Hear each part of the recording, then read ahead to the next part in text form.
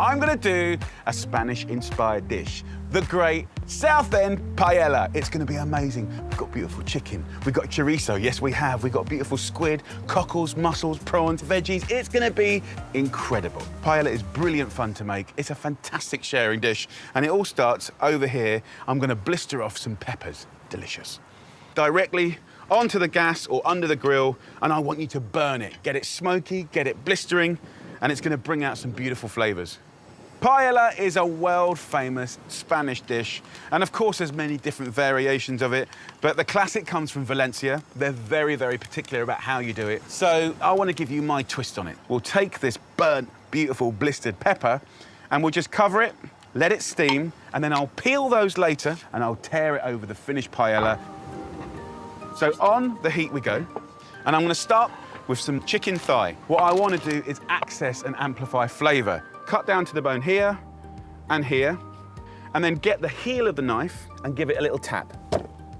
And you can access that marrow. That will give the stock and the broth unbelievable flavor. Let that fry. The skin is rendering, and that fat's going to be a brilliant beginning to this story. So fry this chicken off for about 10 minutes and get nice golden color. Right, a quick clean down and then on to the next stage. So a classic flavor of Spain is saffron. So a nice little pinch of that incredible spice. I'm gonna top it up with a glass of water. So that I'll just push away until later. Chorizo is the great Spanish sausage. I'm gonna use 150 grams and then just chunk it up. I've made my fair share of paellas without the chorizo, and I just prefer it with it. So chorizo, hell yeah. I'm gonna take an onion, half it, and then roughly chop it, about centimetre chunks. Now, I'm absolutely gonna take 2 cloves of garlic and finely slice like this. So the garlic goes in. Oh, the smells coming off already are phenomenal. Let's go in with the onions. Let that cook for 5 to 10 minutes, then add 500 millilitres of stock. So we'll simmer this now for 10 minutes, nice and gently. Now, at this stage, what I wanna do is add beautiful, ripe Spanish tomatoes. You can see in the pan now, there's no more stock, just sticky, shiny gorgeousness. Then I'm gonna add that golden nectar saffron. Then we're gonna go back in with water. It's about 1 litre. So as this comes back up to the boil, I just wanna sort of acknowledge the seafood. I've got some amazing prawns. Now, there is massive flavour in the heads of the prawns. So as unglamorous as it is, I will remove the heads from the prawns, and the flavour in here is deep and sweet and delicious. So I'm gonna put the heads in. Prawns can stay behind. We are now ready to receive our beautiful rice. You want proper Spanish paella rice, 450 grams, and it will suck up all the amazing flavor, everything that's gone into this dish so far. Another little thing to kind of get that big depth of flavor is rosemary. A couple of nice sprigs like that for just 2-3 minutes. After 3 minutes, I'll take out the rosemary, and then after 10 minutes of fast boiling, I'll turn it down to low, let it cook for about 10 to 20 minutes until the rice is really tender and delicious. I have over here my beautiful peppers. Just remove the blackened skin, and underneath it is full of juice, full of flavor. Slice up, and we'll dress them with gorgeous Spanish extra virgin olive oil, lemon juice, and a nice pinch of salt and pepper. I'm actually gonna dress the seafood in that oil and the juices from the pepper. The little rings of squid, the prawns go in, the mussels and the clams go in, and we'll just kiss that with the olive oil and the lemon juice. I'm gonna go back to our lovely paella. If you listen, it's kind of going from boiling to frying. Most of the liquid is cooked away. And that's gonna create a little crispy base. And this is very much revered and loved in Spain. It's called the socarrada, and it's beautiful. So we're now low cooking. And I'll go into our lovely paella and push these mussels right down to the bottom. So when it opens up, all those juices go straight into the rice. Our local cockles. Take the little squid legs, prawns, then sprinkle over those lovely squid rings, and then those sweet peppers. You can even get nice seasonal veggies like beautiful sweet peas if they're around, courgette flowers. So another 10 minutes to let these beautiful shellfish just pop open, the juices come out, and I can't wait to show you what it looks like. So this beautiful Southend Paella has had, give or take, about half an hour, but let's have a little look. Come on, look at that! Yes! The seafood, the meat, and yes, it's not classic, but so much love has gone into it. Finish, very simply, a little sprinkling of parsley, some wedges of lemon, and that's it, guys. Hallelujah. So to be completely authentic, which this paella is not, you should eat it from the pan and with a wooden spoon. So let's do it. If we get into the bottom and turn it over, have we got, yes, the soccorato, the combination between that caramelized crispy bottom and that. Wow, what a joy. I think that might be one of the tastiest things I've had all year. Here, I've got the perfect dish for lovebirds like Mary and her husband. Oh yes, we are gonna do the most amazing beef Wellington. For two, blushing, beautiful beef steak, surrounded by gorgeous outer mushroom filling, crisp golden pastry. Welcome to the world of beef Wellington. A lot of people get freaked out about doing beef Wellington for 10 or 12. It's a big thing, it's very expensive, but if you break it down for two, you can manage it. And it all starts with a beautiful chunk of grass-fed beef fillet. 250 grams. This whole procedure is about celebrating that. So what's the most appropriate herb for beef fillet? Rosemary, an absolute classic. Just run your knife through the rosemary, season it up, then get your fillet steak and just roll it and fold it. That is nicely coated. We're gonna go into a hot pan with a little olive oil, a good knob of butter, a couple of cloves of garlic, and as soon as that starts sizzling up, we go in with the steak. Oh yeah, keep basting it. Just a minute and a half of searing. That'll be completely rare on the inside, so let that cool. And then all this fat has done its job, so we'll get rid of that. We're gonna make a mushroom duxelle, which is basically a mushroom pate. This, wrapped around the beef, is a thing of absolute beauty. So I'm gonna roughly chop a nice red onion. And then straight back in the pan with a fresh little drizzle of olive oil, a small knob of butter, absolutely lovely. So let's talk mushrooms, guys. The great thing about this dish is you could use the cheapest mushrooms or the most expensive, and this is still absolutely sublime.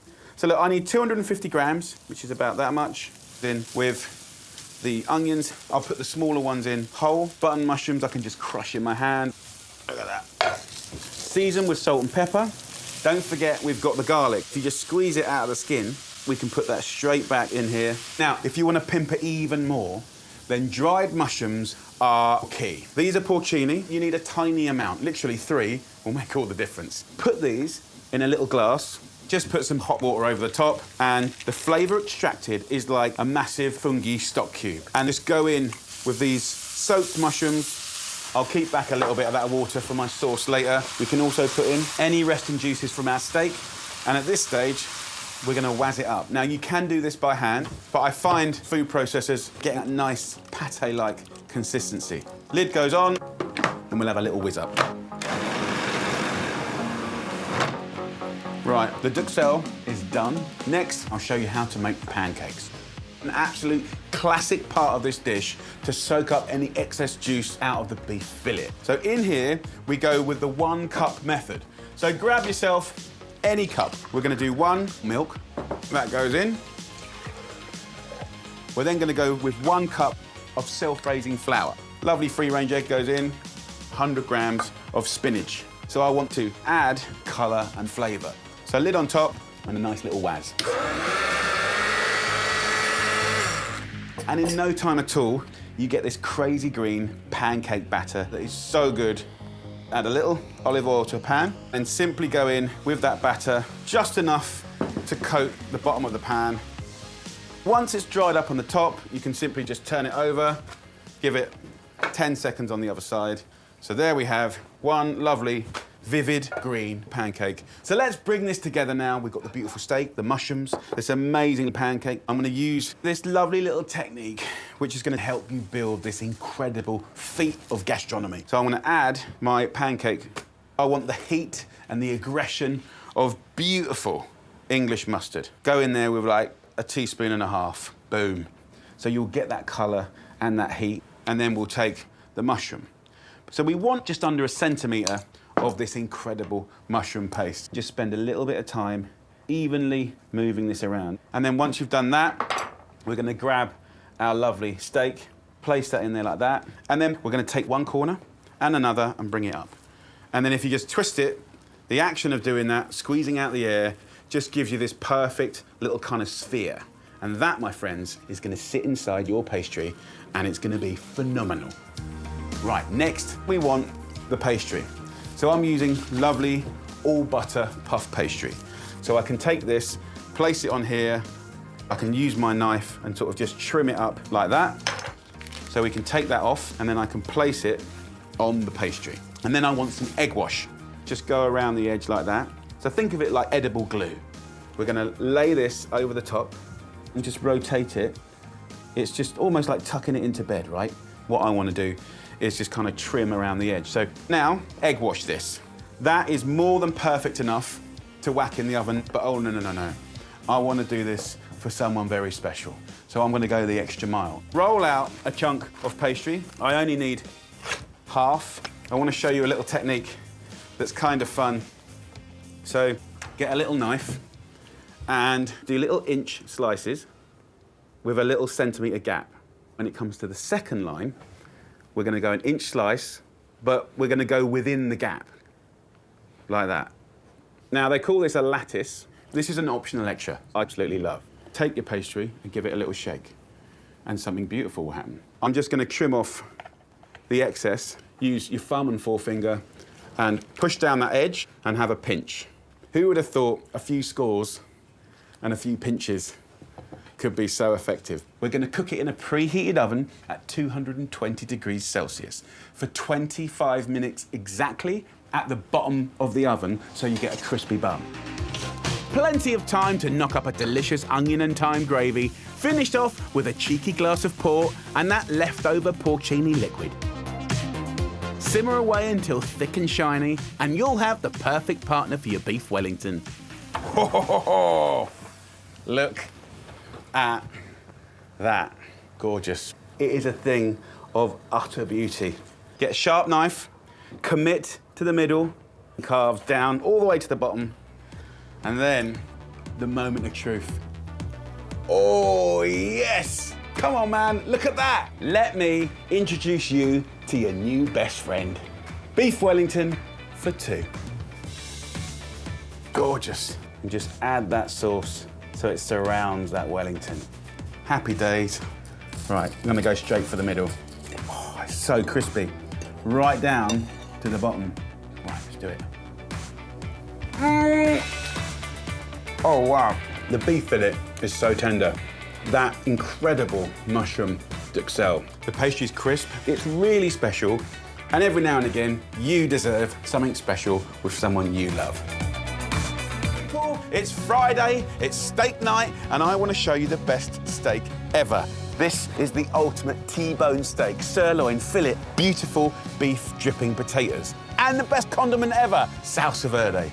Let's do this. First up, I've used some fantastic red skin potatoes. I've cut them into like inch chunks, skin on, right? And then I've whacked them in water with 2 beautiful bulbs of garlic. Now, by parboiling them for about 5 or 6 minutes, you soften the potatoes, but most importantly, you convert that garlic to being creamy on the inside. And when it goes in the pan with the beautiful beef juices, it's gonna be caramelized and gorgeous. So spuds and garlic are on.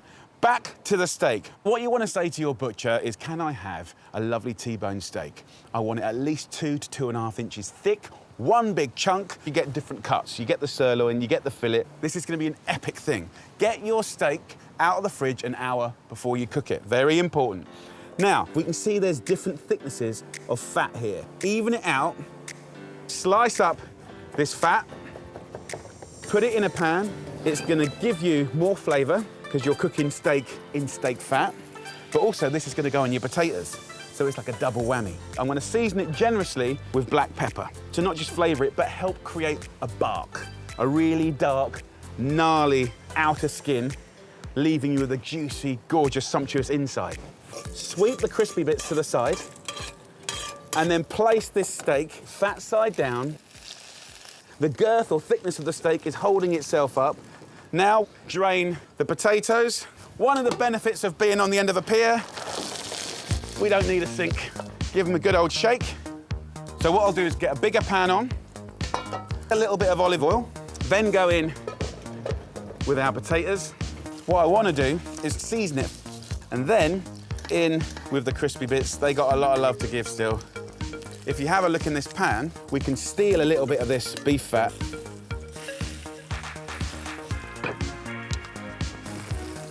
And this is going to make the best crispy potatoes ever. So back on the heat to get golden and crisp all over. That might take 30 minutes, depending on how big your pan is. So look, back to this steak now. Let's have a little look. Sizzling, dancing fat, gorgeous. So now, onto the bone side. You're going to get that heat going through the middle of the fillet and the sirloin. Also, bone marrow will find its way out, and it will end up kind of getting rubbed on the outside of the steaks, and it's going to be delicious. See that fat? We'll put this meat straight into it.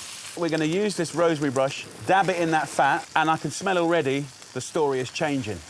Cook this steak 1 minute each side, and you want to keep as much juice inside that steak as possible. So 1 minute, 1 minute, 1 minute, 1 minute, kissing it with rosemary again. This steak now has had about 4 minutes on each side. I'm going to cook it medium to rare. So that will come off the heat now, and we're going to let that rest, okay? Give it one last kiss of oil to protect the meat. It can dry out if you don't give it a little oil. Just look at these amazing potatoes. I want to add some lovely thyme. If you put the thyme in for the last 10 minutes, you get the most delicious flavour. It's so, so good. So we'll put that back on the heat. That's just now on a low heat, just ticking away. So amazing potatoes, amazing steak. The perfect thing to go with it is the classic Salsa Verde. It's normally with parsley. I love it with mint also. Grab it at the top and just rip it off. So then we want to add some other fragrant bits and pieces. Gherkins, 2 or 3. Then anchovy, the thing that so divides people. You will not taste the anchovy, but it will give an incredible depth of flavour. Garlic, just a little half clove of garlic, a heaped teaspoon of capers.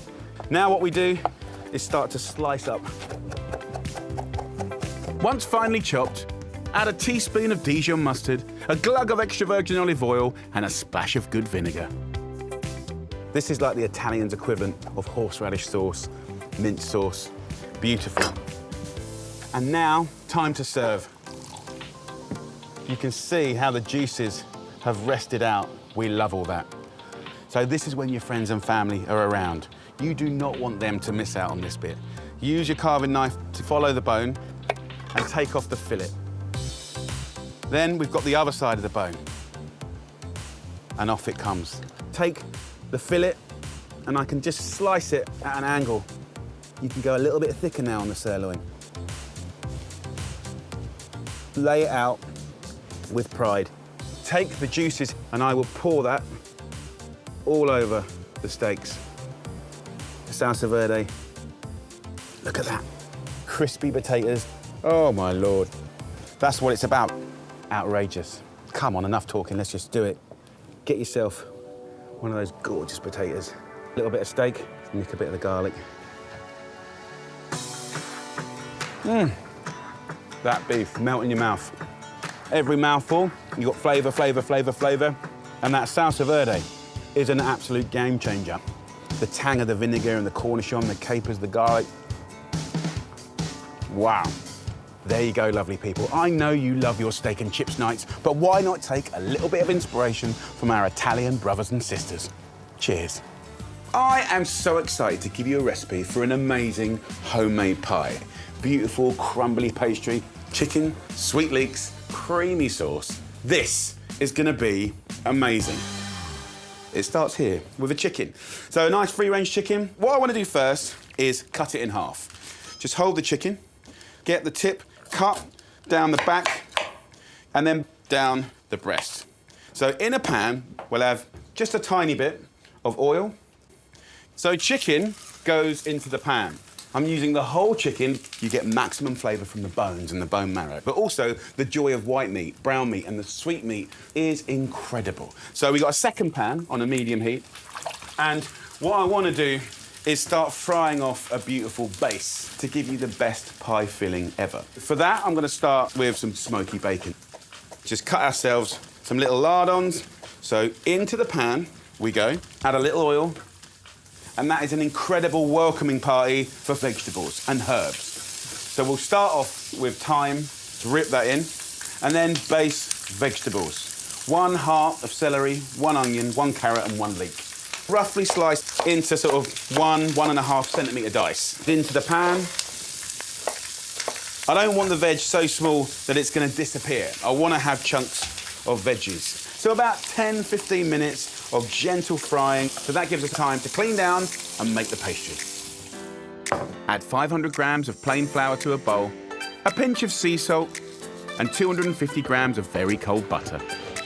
So by grating the butter like that, it just makes it so easy to rub into the flour. Pour in 100 millilitres of cold water and bring it together. And kind of hug it. No kneading, just hugging. That's what we want. And I'm gonna just form it into 2 balls. Divide so it's 1/3 for the lid and 2/3 for the base. Wrap them up and flatten out and leave to chill in the fridge until needed. If you look in here now, we have a nice bit of colour. That means we've got mega flavour already. I want to turn this into a beautiful sauce to stew that chicken, right? To pull out all that flavour. I'm going to use scrumpy, beautiful cloudy cider. Just a nice little swig goes in. The smell is phenomenal. And we want to cook all of that cider away. Go in with a heaped teaspoon of English mustard, 2 heaped tablespoons of plain flour, a litre of chicken stock, and bring to a simmer. At this point in the story, we've created that stewing environment, and we're taking that lovely, crispy golden chicken, and those bones are straight down into that sauce. So lid on top, and just let it blip away for around about an hour until the thigh meat pulls off the bone, and that will be incredible. This fat in the pan, by the way, I'm going to keep that for a little secret later. So the chicken is done. If I just pull the thigh meat, and it should just fall off the bone. That's what we want. Super tender, super delicious, happy days. Oh. So, meat into here. I have been slicing up 500 grams of button mushrooms. By putting the mushrooms in at this stage, you get really sweet, nutty mushroom flavour. Stir that through. Okay, so now 2 forks and just pull that tender meat from the bone.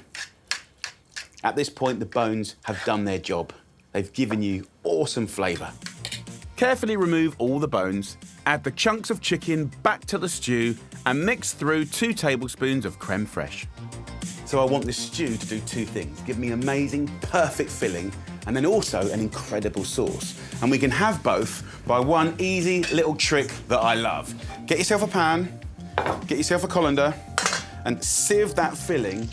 The sauce will go through it, and you can reheat that later to pour on top of your pie. Put that to one side, and now we can make our pie. So we'll get our pastry out of the fridge, and we'll roll this out so it's gonna line this beautiful pie dish. What I will do is just give a little bit of olive oil to the bottom of the dish and give it a rub. Put your chilled pastry in between a sheet of greaseproof paper and roll it till it's 1/2 centimetre thick. Add to the pie dish, pour in the cooled filling, and roll out your pie lid. I don't care if it cracks. I embrace it. Look, I'm gonna tear it. Oh no, there's a crack. It doesn't matter. We're gonna just tear it up and put it in just like that. And as we take in the sides, we're gonna create just a beautiful rustic pie. So just a little egg wash. So I'm gonna cook that now for about an hour, put it at the bottom of the oven. The temperature will be 190 degrees Celsius, which is 375 Fahrenheit, and that will be a thing of beauty. So that glorious pie is nearly done. And I've just knocked up a bit of mashed potato. You guys know how to do that, but what you might not know how to do is make cabbage beautiful. We're gonna do something quick and delicious and amazing. Roughly slice up the cabbage and add to the chicken fat you saved earlier. Cook over a high heat until softened and lightly charred. Add a splash of water, a teaspoon of mustard, and a pinch of salt and white pepper.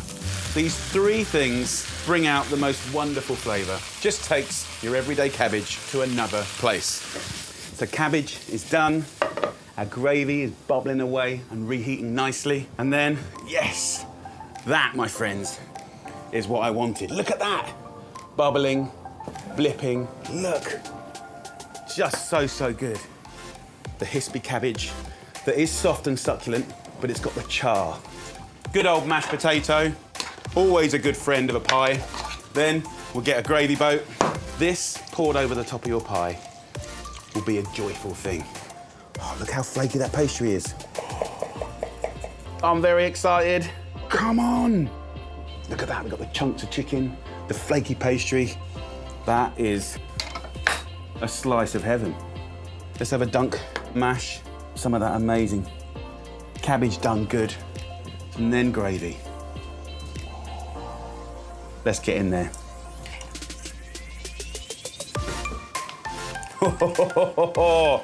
Hallelujah. You know, using the whole chicken gives you the hyper flavour. Everyone deserves to enjoy a good homemade pie. Guys, what are you waiting for? Mel and you lot want to be having on a Friday night. It's time to make homemade kebabs. Woohoo! And this time it's a posh kebab because we're doing a mushroom shawarma, layer upon layer of beautiful mushrooms. We're going to marinate them. We're going to give them gorgeous spices. We're going to get it charred and dark and gnarly, and we'll carve that over beautiful thin flatbreads. You will go mad. So come on, let's do it. Homemade mushroom shawarma.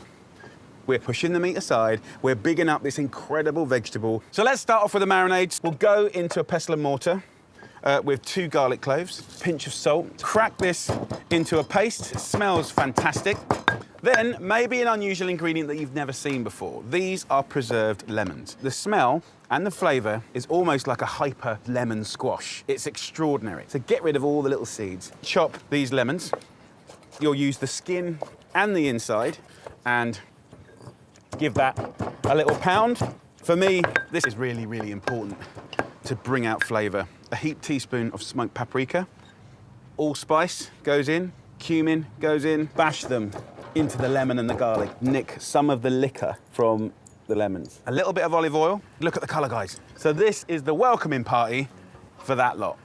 So, in we go. And you've got incredible flavour. Look at that. Ho, ho, ho.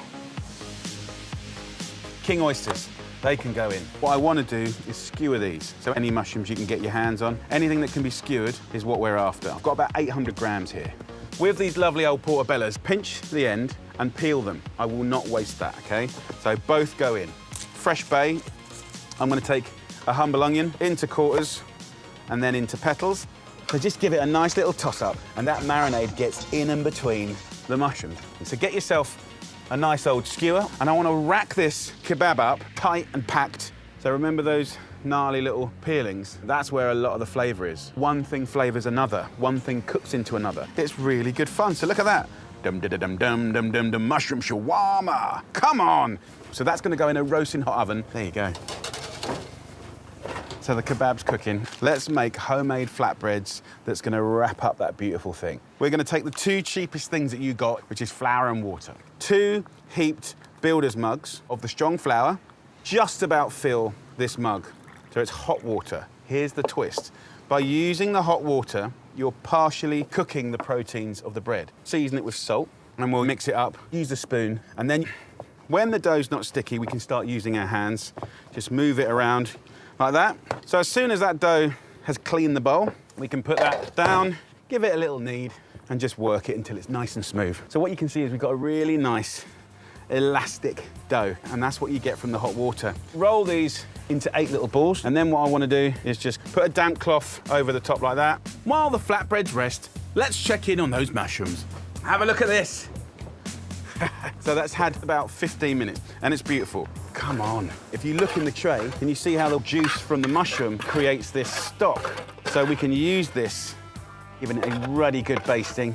This goes back in the oven, and we'll give it about another 15 minutes, guys. Let's do the flatbread. Get a couple of bits of grease-proof paper, and I'll want to oil these up with some olive oil. Put the dough on that, just pat it out with our hand, and put that on top.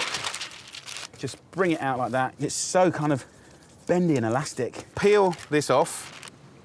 Now, this pan is on a medium-low heat, so just let the heat cook the flatbread. That's all I want to do. Cook, no colour. So the nice thing about this is you could do this the day before or an hour before your friends or family get there. It's really, really easy. No kebab is complete without the extras. I'm gonna make a little cheat salsa. So I'll take a regular jar of jalapenos, a little food processor, and then choose a nice green herb. I'm gonna go for mint. Just be brutal. Take the bunch, rip off the stalks, go in with the leaves, pour in the jalapenos and all of the vinegar, and whiz it up. So for me, this little cheat is a great salsa, full of flavour, and that mint brings it to life. So that is the simplest, cheatiest little salsa going. People are gonna love it. Get yourself some tahini, cool yogurt, and pomegranate molasses. This is gonna be an amazing little story. The sweet, the heat, the kind of robust, the refreshing. It continues with a simple quick pickle, half a diced cucumber, 10 sliced radishes, and 100 grams of quartered cherry tomatoes. We want to dress that with salt and pepper, simple olive oil, and vinegar. And I want to be fairly generous. One more thing I want to show you. This is Tikka. You can get it in quite a lot of supermarkets now, and it's basically pounded up hazelnuts, spices, and it's classically had with flatbreads and olive oil. Really, really nice. Got a little pile of mint, and it's time now to go and get our kebab. Look at that. I know what you're thinking. Is it burnt? Is it ruined? No, no, no, no, no. This is perfect. We can now take that incredible pomegranate molasses, a little kiss of olive oil. So that's gonna be amazing flavor. We'll get our flatbread and we'll go in at the higher temperature. That high heat has now made the steam inside explode. It puffs it up like a big pillow. You get twists and turns and crispy bits, chewy bits. It's gonna be amazing. Okay, let's build this kebab. We want to start with tahini. Really, really important. On we go. Savory and delicious. Be fairly generous. Then yogurt. Fresh and gorgeous. Time to carve our shawarma now. And as you carve into this and you look into the soul of the shawarma, you also then start to see the balance. We want burn, we want gnarly, but we also want that silky, soft inside. Just absolutely amazing. Okay, so what next? Let's hit it up with some whole mint. Do blobs of the salsa so you get hits of it and waves of it. And then the Tikka. This is texture, it's spice. So look, there's only one thing to do now, and that's roll this lovely thing up. And there is no elegant way to do it. That mushroom has like absorbed so much flavour. The salsa, bing, mint, wah, little bit of molasses, woohoo, and then those like little hits of spice from the Tikka. Wow, and the jalapeno chili. There's a nice hum of heat there. That, my friends, is an absolute artisan version of a street food Friday night classic. Absolutely delicious.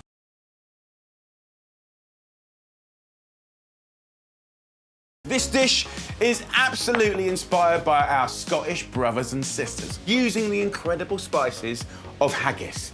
We're gonna do lamb shanks that are so tender they're just gonna fall off the bone. We're gonna have a kick of marmalade, whiskey, and a deep, rich veggie sauce on a creamy, cheesy pearl barley risotto. You're gonna love it. So it all begins here with these 6 beautiful lamb shanks. What I like to do is go to my butcher. These have been French trimmed at the top, which expose the bone. They look absolutely beautiful. I'm gonna kiss them with just a little olive oil, and I'll season these with salt and pepper. And then what we wanna do is get that into a frying pan, which is on a medium heat. So we wanna brown off the lamb shanks to get beautiful color, to create more flavor. Now, at the same time, add a little olive oil to a pan. I'm just gonna finely chop 4 slices of smoked bacon. Then go in with some bay leaves for flavor. The smell is already incredible. So next ingredient, onions. I'm gonna use 1 white and 1 red. I wanna cut them quite big. In with the onions, couple of carrots, nice big chunks of carrot. Then we're going in with our friend Mr. Swede. Ultimately what I'm after is 1-inch chunks. Last but not least, the humble celery stick. And in we go. What we're doing now is intensifying and caramelizing like natural sugars in the veggies. 15 minutes dedicated to colour, colour, colour. So, let's talk spices. Haggis, such an incredible dish. The spicing is brilliant. So go into a mortar with those classic haggis spices. A tablespoon of black pepper, 10 allspice berries, 5 cloves, and grate in half a nutmeg. Bash them together until fine and sieve them over the veg. This is all getting very exciting. I can even be a little bit cheeky and steal a little bit of the lamb fat, full of flavour. You can see caramelising in full effect. I'm going to add 1 tablespoon of thick cut marmalade. It's going to make everything shine and it's going to start to caramelise even more. I want to add a thickening agent now. So 1 generous heaped tablespoon of flour, and then one of my favourite ingredients, 4 shots of really nice Scotch whisky. Now, if you want, what you can do is flame it. Of course, when you're flaming, be careful, because you want the alcohol to cook away fully. As soon as that's happened, add this amazing golden lamb shank. Look at that colour. Any sticky bits from the pan can go in. Pour in a litre of beef stock, then scrunch up a sheet of greaseproof paper and cover the pot. So I love to put the greaseproof on instead of a lid, because what happens is it lets it slowly evaporate, concentrate in that lovely gravy, and it's going to be richer and tastier for it. So I'm going to cook that now for 3 hours at 170 degrees Celsius, and the oven's going to do all the hard work and make it so tender you won't believe. Now, I want to show you how to make the most delicious sweet leek pearl barley risotto. With these lovely big leeks, concentrate on the white part. Cut it in half lengthwise, like that, and I just want to finely slice the leeks. Add a knob of butter to a new pan, a couple of sprigs of thyme, then go in with your leeks. Add a splash of water and cook over a medium heat for 15 minutes.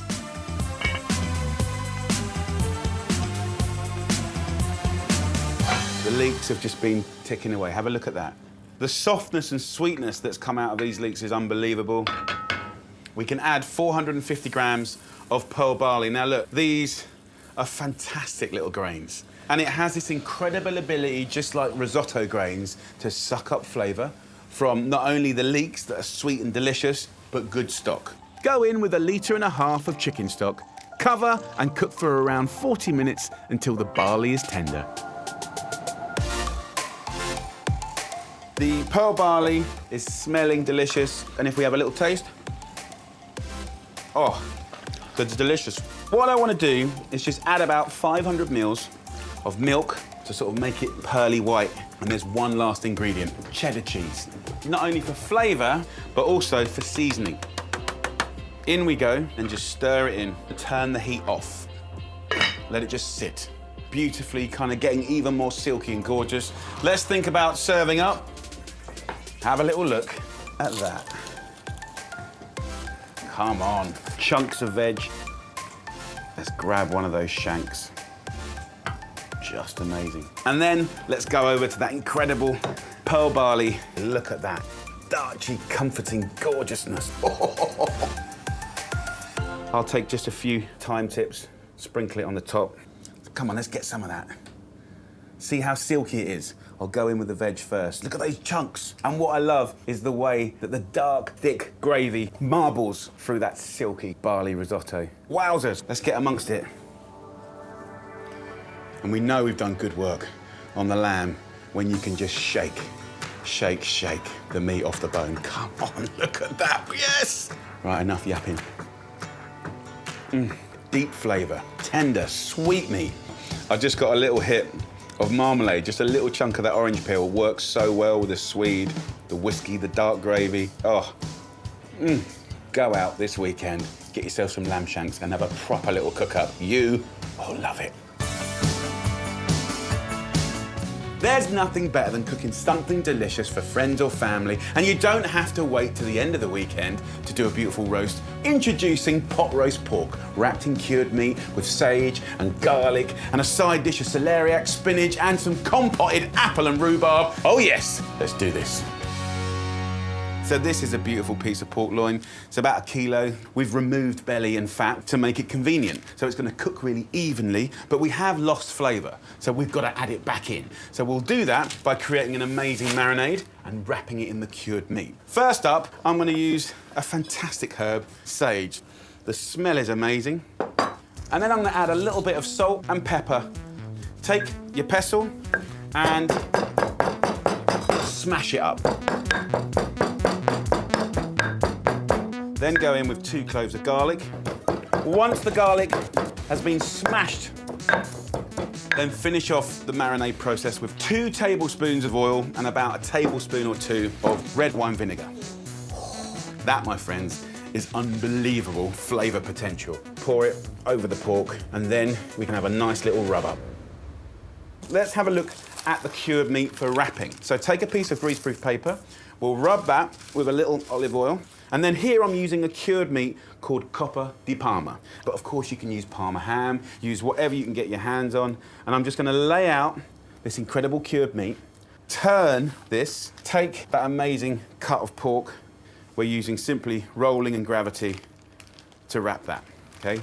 Now at this stage, we want to secure it. So I'm going to take some string, do a double knot, and pull it fairly tight, right? We want to secure that to the pork. And there you go. Something truly beautiful and ready for cooking.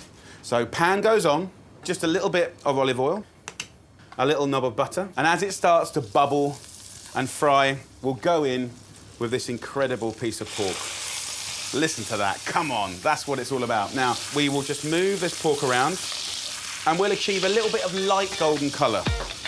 While the pork browns, slice up a stick of celery, cut the red onion into wedges and add to the pan with a couple of sprigs of rosemary. It's just lovely, savoury flavours. This is going to be beautiful. So, you know, as it starts to fry and get golden and crisp, then we add a little Chianti, just a little. We don't want to boil, and that's going to create the most amazing sort of humid, delicious environment where the fat and the Chianti is just kind of creating this shiny cream that just bastes the meat. That's pot roasting. So it's going in the oven for about 40 minutes. Every 10 minutes, I'll turn it and baste it. And this will give you golden, delicious, moist pork. What I'll do now is bang this in an oven at 180 degrees Celsius or 350 Fahrenheit. It's gonna be truly amazing. So as that beautiful pork cooks, what could go with it? I'm thinking celeriac. You can steam it, grill it, you can mash it, you can pretty much treat it like a parsnip or a potato, but also most of the flavour is in the skin. So I've had a proper little scrub up. Generously sort of cut off those lobes of skin. There you go.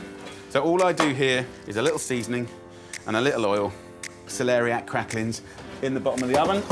Into a new pan, add a tablespoon of olive oil, a few sprigs of thyme, and go in with the chopped celeriac. And about half an hour of cooking and that will be beautiful. As that's happening, I want to do a compote. Apples, very, very traditional, quite British, but then I'm kind of rifting off into the wonderful world of rhubarb. Sour. It's got that kind of weird sort of tropical slap. Chunk up the rhubarb and add to the roasting tray. Then peel and chop a red and green apple. Add a pinch of salt and pepper, a tablespoon of brown sugar, a splash of red wine vinegar, and throw in a knob of butter. So give it a nice little mix up. This goes in the oven. Let's have a look at our pork and give it just another drizzle of the Chianti. Look at that. Just move it over and just add that juice and it's going to be amazing. Put the pork back in the oven and let it cook away, remembering to turn and baste it every 10 minutes. Come on! Look at that gorgeous, simple sauce. Now, I'm going to let the meat rest in its juices, right? About 10 minutes. That will give you a tastier, more tender cut of meat. And then here, we have got the celeriac. I want to bring some greens into the story. So baby spinach, 2 bags, get it in there. Use the residual steam, a couple of minutes, and then it's plate up time. So exciting. The smell is phenomenal. Look at this. Come on. Colour, flavour, smells, that's what it's about. If I just push it, look at the moisture coming out of it.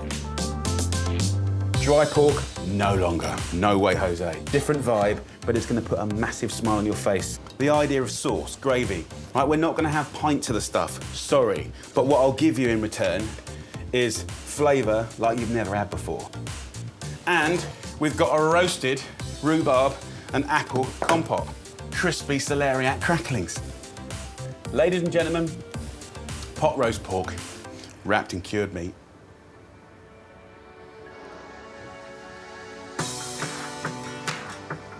Oh, that is so good. Nice bit of the old cured meat, the silky soft pork, and that Chianti juice is so good. Little kiss of sweetness from the compote. That, my friend, is a little fork of heavenly beauty. Oh, what a way to start the weekend. Down at my hut at the other end of the pier, I've got a belter of a dish that even Amir's mum would approve of. Lovely people, I've got the most incredible recipe to share with you. It's Friday night, which means it's fish night. I've got a lovely whole Seabass in the most incredible Malaysian-inspired paste. We're gonna serve that with jasmine rice, a beautiful chopped rainbow salad, and a chili pickle. So tasty, it's gonna slap your taste buds around the face like a wet kipper. What we wanna do is start not with the fish, but actually with the paste. So, lemongrass, give it a good old spanking. It breaks the fibres, which is lovely. Finely slice it. So chili is very, very important. Now, what we want to do is remove the hot part. And I want this to be a beautiful red paste. So I'm using red chilies. We're going to use shallots here, ginger, very sort of hot and fragrant, and then the kaffir lime leaves. We'll just take the little stalk out. You can get them fresh, dried, or even frozen. We're going to use a pestle and mortar, and what I will do for some basic seasoning is some sea salt. So let's get pounding. And it's that bashing, bruising action that's gonna give you the mega flavor. So we're gonna get a bit more pasty now. I'm gonna take some peanuts, just a little handful, so you'll get a creaminess from it. And I'm using fish sauce, and this stuff gives this incredible savory, meaty seasoning. 2 tablespoons of the fish sauce, and then I'm gonna use a little bit of tomato puree, which gives a hit of umami. And we'll have a good old pound up. We're very close now. So we have saltiness, sweetness, and now I'm gonna put sort of like electricity into it, like really waking it all up and bring it to life. And citrus is the one, lime is the one. So give it a roll, and then use a little fine grater to steal some of this green zest. And then I'm gonna add the juice, and it kind of makes the paste go even wetter. So now we go from pounding to just muddling to bring it all together. If I start pounding it now, I'm going to be wearing it all. So look, that is the paste done. Woo! Yeah! That's what it does, oh my Lord. So here is our fish, the beautiful sea bass. Line caught, sustainable, and very prolific in this area around the pier. But any lovely white fish you can get hold of that's sustainable is great for this. So I'm just going to lightly score it, and then I'll go the opposite direction. We have like this checkerboard, open to flavour. Rub that into these cuts. We're gonna go into the cavity. Beautiful. Really use every last bit of it. See, now we could wrap that in greaseproof paper, but what I wanna do is show you another way that I think is so special and exciting. We've got banana leaves. Yeah, you heard it right, banana leaves. You can get it from Asian supermarkets, online, and you can get them frozen or fresh like this. It gives the most incredible fragrance. So if you've got a gas hob at home, just try this, because what's nice about these banana leaves is the natural oils inside. And then if I just lay this over a heat, you're gonna see the natural oils waken up. And that shininess is its flavor, and it also makes it more malleable. We'll take our fish, and then I'm gonna kind of wrap this up, tuck it into bed. So, although not a perfect seal, that is still gonna create an environment where flavor is amplified, steaming happens, baking happens. It's gonna be amazing. So this goes in an oven at 220 degrees Celsius for 25 minutes. From now onwards, there's a beautiful rhythm of getting jobs done to bring a beautiful feast together. Rice. We're using jasmine rice. In a nice little pot, we're gonna get it on a high heat. We're gonna add a couple of tablespoons of vegetable oil. We're then gonna go in with a tablespoon of coconut cream. And then I'm gonna go in with the juice and the actual leftovers of a lovely lime. So really fresh and fragrant. So in it goes with a good pinch of salt, and then straight in with the rice and 1 cup of boiling water. And that is the perfect equation for sticky, fluffy rice. So as that comes to the boil, lid goes on top, And that will cook for 15 minutes. Next, I want to make a little chili pickle that's so easy and fast. I happen to have a few different coloured chilies. I'm not going to de-seed it. I'm going to keep it really quick. Finely slice it. Go as fine as you can. You want it to be delicate. I want to make a nice tangy little sort of pickle. Very simple, very quick. So I'll take some white wine vinegar, could be cider vinegar, probably more traditionally it'll be rice wine vinegar. Lightly sweeten it with a little sugar and salt will give you that kind of balance that you want. So mix it up.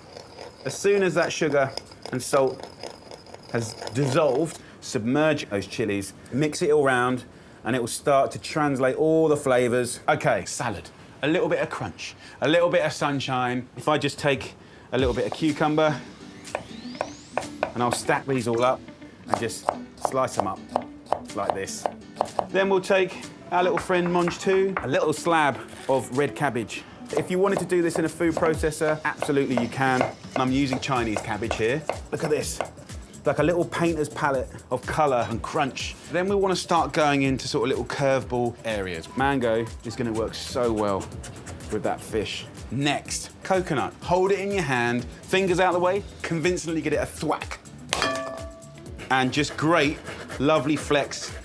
So look, once you've done that, add some herbs. Mint, of course, is beautiful. Coriander is very nice. What I like to do is just rip it up like that, a nice little handful.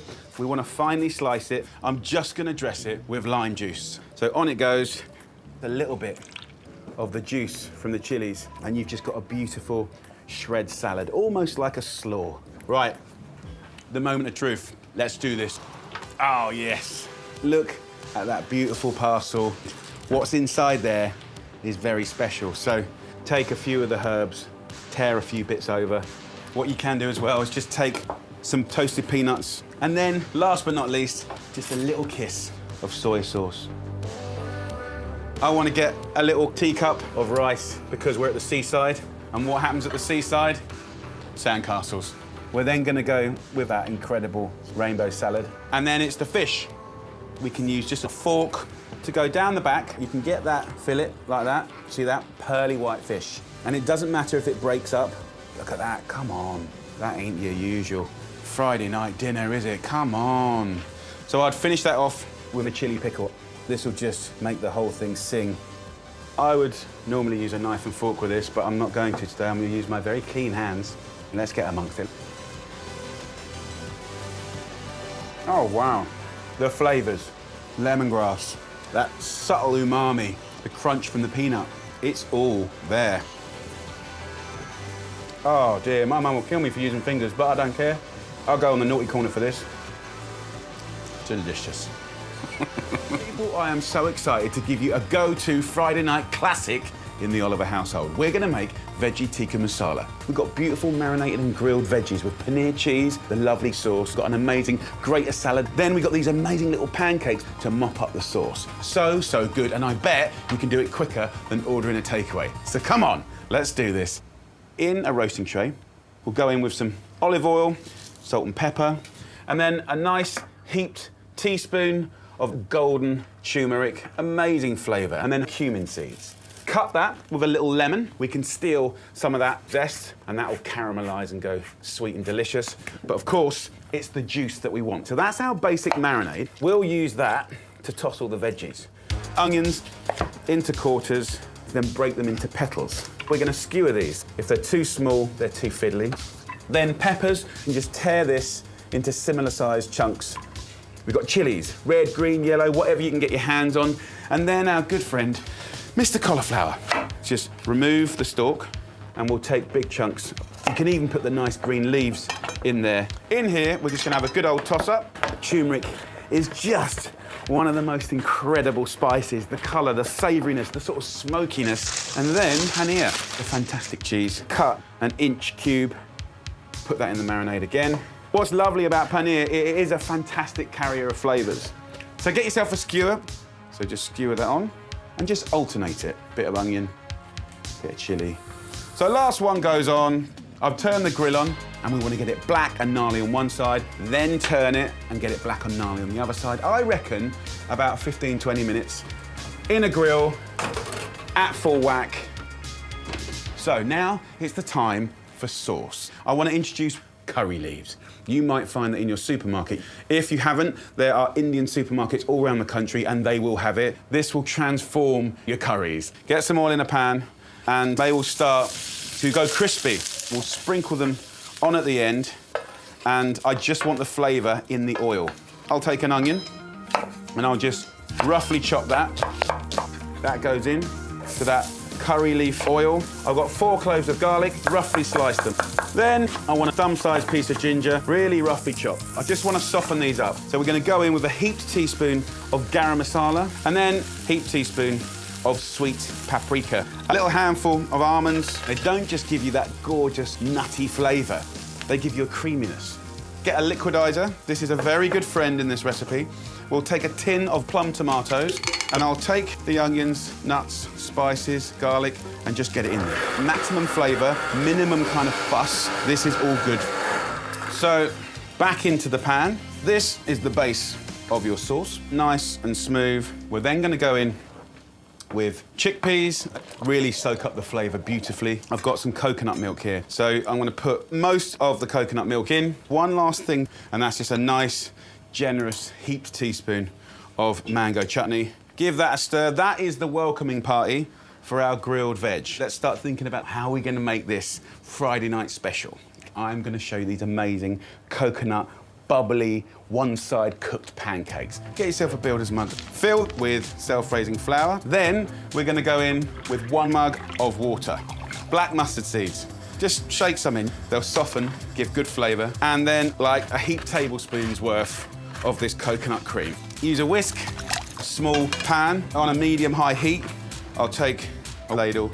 In we go. Round the rim of the pan and it'll start peeling away. And that is exactly what you want. So, take a beat. What's happening? Pancakes, sauce. Let's have a little look at our veg. It's cooked nice. I think I want to burn it a bit more. Right, so the timing's just working perfect. So, let's have a little think. Salad. No. What I'm going to do is a really cool box grater salad. It could be anything crunchy. So let's just grate a carrot. As I'm grating away, have a look in the pan. Can you see the sides of the pancake are coming away? So we're only cooking this on one side. Crispy one side, fluffy the other. I can smell that it's starting to sort of catch and toast. Boom. That, my friends, is what we've got. Crispy, beautiful gorgeousness. And that, mopping up that sauce, come on. So back to the salad, guys. We'll have cucumber, yeah. We've got some cabbage, and we've got ginger in there to sort of scent it. Pour that onto there, and then out is our cute little rainbow salad. I'm not going to dress this with oil, just lime juice, tear in a little bit of coriander. Yes, colour and fun on a Friday night, right? Back to the veg. And we can now just take these veggies into here, and what I like to do is stand it up like this, just slice down and cut them off. Let the veggies mingle with the sauce and simmer for 10 minutes. Remember, we saved back the little bit of that coconut milk. We can just ripple this through now. And sprinkle with crispy fried curry leaves. Have a little look at that. Enough talking, let's have a feed. Tear these up. We'll go for some curry. Paneer's there, beautiful bit of cauliflower. Those nice little chickpeas, where I put that coconut milk in at the end. See how it just ripples in the most beautiful, beautiful way. We'll get our salad, little slap of refreshment. Let me come down to the level. The pancake is a kind of a little edible plate that you can mop and tear. So good. And every mouthful, different flavours. And that sauce connects it all. This kind of vibe is a big part of our family, and I suggest you should have a go and make it a big part of yours. Enjoy. I have got the most incredible crowd pleaser of a dish. This is Sicilian inspired. Beautiful chicken thighs wrapped in smoky pancetta, prosciutto, stuffed with the most amazing pesto cum salsa verde. And we cook it above the most delicious potatoes with tomatoes. And it all starts here with some lovely sliced potatoes. 1.5 kilos of peeled and sliced about 1 centimetre thick. About 5 or 6 minutes of parboiling, and then the next job is to peel some tomatoes. What I want to do is just simply prick it with the tip of a knife And we're gonna pop it in the water for the last 45 seconds of the parboiling of the potatoes. About 250 grams goes in. That'll take the skin off of the outside of the tomatoes, and then we can take the tomatoes out first. By removing the skin, it allows the tomato to take on flavour, but also the juices to come out, and then we can drain the potatoes. So at this stage in the game, I literally just squeeze the tomatoes through my hand, and the skin will just easily come off. We want to give it a basic seasoning here with salt and pepper and a nice kiss of olive oil. So the potatoes now go in, but you can see already that these potatoes are going to suck up the flavour of the tomatoes. We're going to whack it in the oven. The oven is at 200 degrees Celsius. In it goes. So we're going to make a paste. Think pesto, think salsa verde. So it starts here with really Sicilian-inspired flavours. So grab 6 garlic cloves, 6 anchovy fillets, 60 grams of blanched almonds, and give them a good old pounding. There's something about bashing things up that just completely commands more flavour. Roughly chop a big bunch of parsley and mint and go in with a heaped tablespoon of capers. We're going to get some wet stuff in. So the oil from the anchovies is incredibly tasty. Don't waste that. And then the secret ingredient, balsamic. This sweetness and this sourness works with those incredible ingredients. And I'm just going to pile that stuffing on top. All I do now is just rub it all over the chicken. And now for the really fun bit, wrapping up the chicken with 2 different types of cured meat. I'm going to take 8 pieces of pancetta and just lay it at a slight angle. And then on top of the pancetta, prosciutto. The reason I'm using 2 cured meats is because the chicken thigh that's had the fat removed, it could potentially go dry. So we can solve that problem by adding back the fat. This is going to give you flavour like you can't believe. We now have like a landing strip for these beautiful chicken thighs and the amazing stuffing. For me, what I love about this is there's people that buy chicken thighs all the time, but to have a new little trick is brilliant. Now, take that little bit of prosciutto and pancetta and roll it up. Think of it like a sleeping bag for these beautiful chicken thighs. Absolutely beautiful. And you can just plump it and tuck it into shape. So in we go with a skewer and just, it'll go all the way through. That is what you end up with. Now let me just wash my hands a second, and I'm gonna go and get my potatoes and tomatoes. These spuds have only had like 10 minutes. What I want to do, and the reason I like the skewers, is I can place the chicken over. And as those chicken thighs and the pancetta and the prosciutto gets crispy, it's going to rain down on those potatoes to make them the best potatoes you've ever had. So back in the oven now, still at 200. Well, the chicken has had 45 minutes. This little hut smells heavenly. I've even got myself a little drink. So here we go. Come on. Look at that. That is a beautiful chicken dish. Look at the way that the fat and the juices have made you the most incredible potatoes. So guys, get yourself a nice carving knife and just gently rock down the middle of the skewer to reveal this. Come on. Look at the rolls and the folds, the crispy bits and the stuffing. If you look at the potatoes here, can you see how they're kind of roasted, but kind of baked, but kind of crispy? I love it. It's confused, just like me, but I don't care. In there we go. These will be like tomatoes you've never had before. And then when it comes to our good old friend, Mr. Chicken, just get it on there. How nice is that? I personally just love it with a green salad, lemony rocket from a height. And what you can do is take that last little bit of balsamic. Oh, yes. Happy birthday. And it's not even my birthday. Bit of chicken, bit of prosciutto.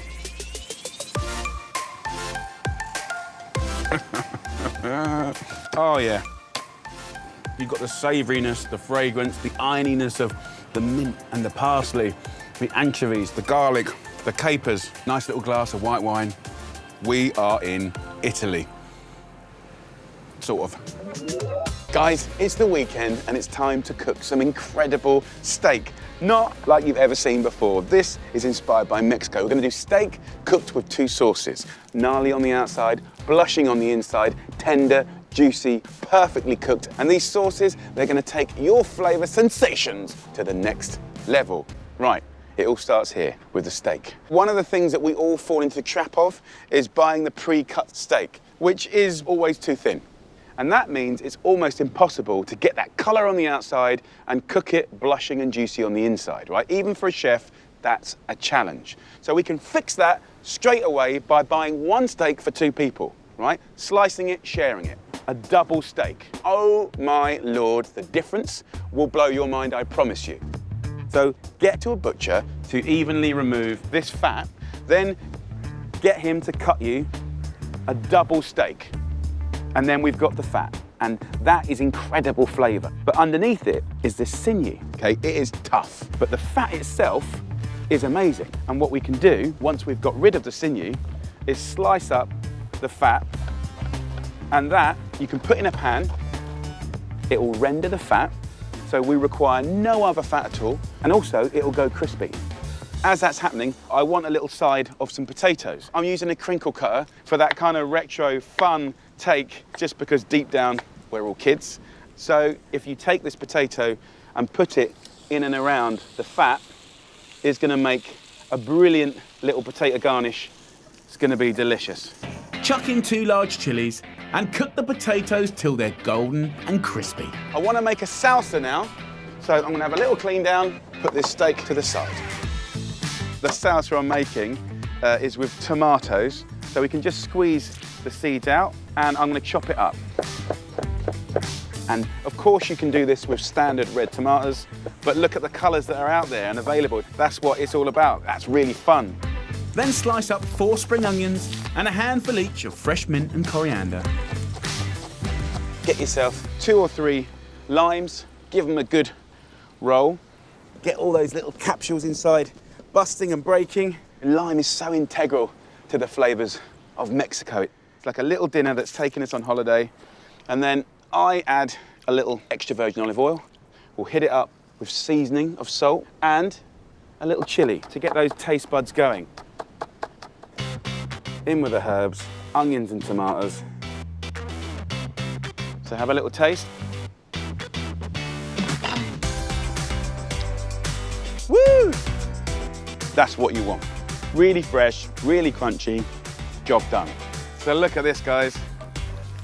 Hot, crispy, and gorgeous. Let's just remove these potatoes now to a little plate. So we haven't even started cooking the steak yet, and I'm really getting excited. So look, in the pan, can you see we've got that fat? That fat is the gold that we're gonna cook this. Season this. Don't take it from the fridge and put it in a hot pan. It's gonna go tense, right? Take it out at least an hour before. So our job as the steak cooks is really to amplify tenderness and retain moisture, juiciness. And we're gonna do that by turning every minute until it's cooked to your liking. So by turning it regularly, the moisture will be kind of trapped in the middle of the steak, and that's what you want to do, fight to keep the moisture. I also like to get the steak and almost clean the pan, all the sticky bits. The last kind of care protocol is resting. And it's almost like when you squeeze a sponge and then you let go and it just kind of lets the moisture go back. A little hint of extra virgin olive oil will keep the steak succulent as it rests for a few minutes. In this pan with meat juices, I want to do the last sauce, and it's so exciting. Again, we said flavors of Mexico. So we're making a beautiful Mexican-style peanut sauce. So toast up 100 grams of unsalted peanuts, 50 grams of sesame seeds, 3 cloves of sliced garlic, and a teaspoon of cumin seeds. So I'm now tearing in some dried chili peppers. You could use a teaspoon of smoked paprika. Essentially what we're after is sweet and smoky. Herb-wise, I'm using some oregano. Little fresh thyme goes in. So fragrant, nutty. This is getting smoky, can you see? I do not want to burn this, but I don't want it to be beige. I want to get smokiness and flavour going. So in with all of those ingredients. Now I'm going to put in a little bit of booze. Tequila. I love tequila. Cover with water, add a couple of fresh chilies, a squeeze of lime, and blend it up. Right, it's now quite smooth, and it will surprise you and shock you. Oh, it's very addictive. So the only thing to do now, let's serve it up. Start off with this peanut sauce. Rich, got attitude, love it. And then we'll take our steak, the brightness of the salsa, throw in a few chips. Crispy bits, it's all about the crispy bits. The steak is like butter, it's so tender. This peanut sauce, I'd like to make 1,000 times that and fill a bath with it and jump in. It is delicious. But as annoying as it is watching me enjoy this, you can do it this weekend. What are you waiting for? We're going to make the most incredible super greens falafel. This is a vegan dish with flatbreads, homemade hummus, salad pickles. I want to celebrate veggies with a meal that you feel excited by. So it all starts with this, chickpeas. You'll find that in the jars, that's the good stuff. Creamy, big, fat old chickpeas. So let's just talk hummus. Let's take something we know, but do it better. So in a food processor, I'm going to put these chickpeas and the juice, and I'm going to leave about 4 tablespoons in here. Forget this. Then we're going to go in with some basic seasoning, and then half a garlic clove, some nice olive oil, a nice couple of tablespoons, and then we're going to go in with peanut butter. That's not classic, right? The classic is tahini. I'm just showing you that you can use peanut butter, right? Unsweetened, by the way. Let's take a lemon full of life. Let's not waste the zest. And then let's get some juice in there. Whiz it up and let's go. You can keep it chunky, or you can keep going to make it really beautifully smooth.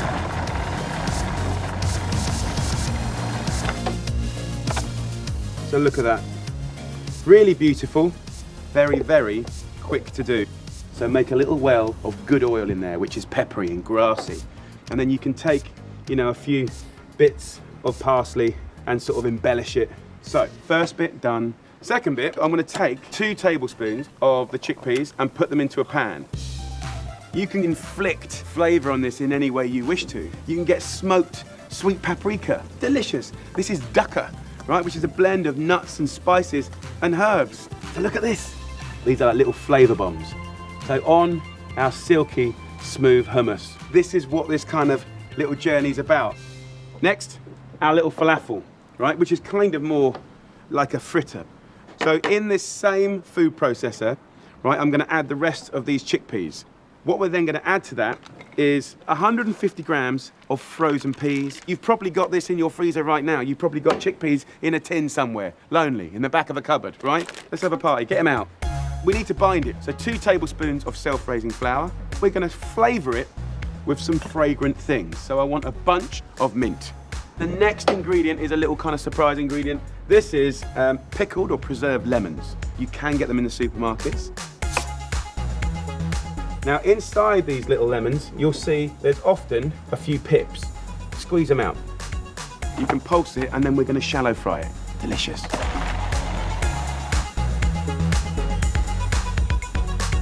Look at this. I mean, it is the most incredible green color. So we're going to leave this over here. Now I want to show you how to make salad pickles. Right, I'm going to take half of that pomegranate and I'm going to squeeze it onto our plate here. Then we're going to hit it up with an acid, so about equal quantities of vinegar. We want it to be pickly. And of course, if you wanted to put a little bit of nice olive oil in there, beautiful. I'm using a red onion. From a height, just sprinkle. We can take a chili. Right, we're talking about colour and flavour. Guys, look, let's have you in the party. Hello, welcome to the party. Let's take a cucumber, right? So you can slice this up any way you want. It's about texture, look, feel, fun. And then carrot. You could use a speed peeler. This is a fantastic way to just shave your way into something that's very beautiful. Take a little bit of a mint, giving it a little twist. And then we've got this half of the pomegranates and spank. boring? No way. I mean, look at the plate. It is beautiful, so how can it not taste beautiful? Now it's time to cook our little falafel. So a little bit of oil in the pan, and we're gonna take a spoon of our mix, get it gnarly and golden, and then when you bust it open, green. Get your spatula over and turn it. If we take a little bit of cumin, it's gonna toast up, it's gonna get smoky. Now we need the edible plate, the bread. This is from a Turkish restaurant, just absolutely beautiful. And you can just warm these up, and they're fantastic. You can tear them up. What a joy. Bash up some pistachios for extra protein and texture. Look at that, I mean, look at the colour. Add a few dashes of chili sauce to a bowl of soya yogurt for ooziness and a kick of spice. Enough talking, let's plate this up. We're gonna take our base, our foundation, hummus. We're gonna get some of these beautiful pickles and just let that rain down. And then we're gonna take some of these falafel.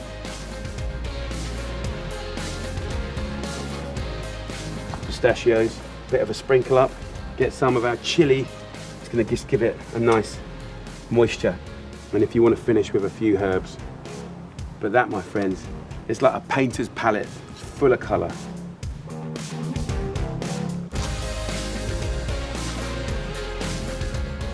Hallelujah.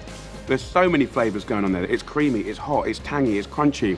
It's got that comforting fritter, but it's so full of flavour. Delicious. Ladies and gentlemen, we are going to do potentially one of the most amazing roast pork dishes ever. A little cheeky twist from America, right? From memories of Louisiana and Georgia. So I've got homemade bay salt in there, a double crackling. I've got the most amazing sauce to go with it, bourbon, peaches, a dirty gravy. Oh my Lord, the flavours are big. I think that you're going to love it. And it all starts here with the pork. This is a Gloucester Old Spot, a brilliant, beautiful pig. You can see there's an inch of fat here. I have asked my butcher to evenly remove the skin, so we're going to achieve double crackling. And I'm going to make a flavoured salt to kiss this with gorgeousness. So first up, let's take the pork. So a little bit like a checkerboard, I'm going to lightly score the fat in a crisscross fashion. We don't want to cut into the meat, right? But we do want to score this. It's going to aid the speed of rendering of the fat. Brilliant. But also, surface area will give you crispy bits. And we want this fat to almost become like a second crackling. So we've scored this, ready for flavouring. So in a pestle and mortar, I'm gonna add some fennel seeds, then black peppercorns, then bay leaves. Bay is such an incredible herb, way underrated. So give it a good smash. So we're busting these spices, we're reawakening and opening up the natural oils. We can then use a little speed peeler and do lemon zest. It works so well in salt. Right, we can take thyme, which I love, thyme and pork, incredible friends. I've got some rosemary, so get the wet stuff in there and we'll have another bash. The smell is phenomenal. You can see now the texture has changed. So into this, 250 grams of salt. Yes, it's a lot of salt. No, I'm not using all of this in this recipe. This salt I'll be using for the next 8 months. So give it a bash, give it a muddle, and I'm gonna sprinkle it from a height, get it into all the little cracks and crannies. Pork seasoned, next up, veg. So parboil some peeled Maris Pipers, drain, and chuck in a tray with some parsnips. Just take the tops off. This skin is the chewy, sweet, delicious part, right? And you might notice that I haven't put any oil or butter on them, and that is correct, because this is what we're gonna do. My oven is on full whack. It's screaming hot. I'm gonna put these dry in the bottom. Then I'm gonna take the pork and I'm gonna place it onto the bars. I turn the oven down to 200 degrees Celsius, 400 Fahrenheit. So as that cooks, it's gonna start raining delicious flavored fat, and it's gonna be amazing. Now, crackling. A clean, new Stanley knife is brilliant. And the reason I do this is I can set my depth. So you can literally do it at a centimetre, and then you can score it. You can have fun with it. And the Stanley knife is a really brilliant little cheat that will give you consistent depth. So rub a little bit of flavoured salt into your crackling, then carefully slice up a small pumpkin. Look at those colours. Now, I'm just going to put the crackling back on top. I'm not cooking this until I take the pork out of the oven to rest. So now, sauce. One of the first times I ate grilled and roasted pork with peaches was in America. And then, of course, we have our little friend, bourbon. So let me show you a little technique. It's very, very easy. Put your greaseproof paper on here. I'm going to put my pear, apple. I'm not going to prep it, peel it, or core it. Onions, you can leave the skin on. Got the whole peach in there. Beautiful. I definitely do want to have a swig of bourbon. This is a 30-second recipe that is going to make your roast dinner so beautiful. Bring up the sides and then bring in the tin foil, and that, my friend, is going to cook at the side of the oven. Happy days. So let your oven do all the hard work, and after an hour and 20 minutes... Come on! Look at this thing of beauty. And you can see, like, how crispy this is. Double crackling! Woo!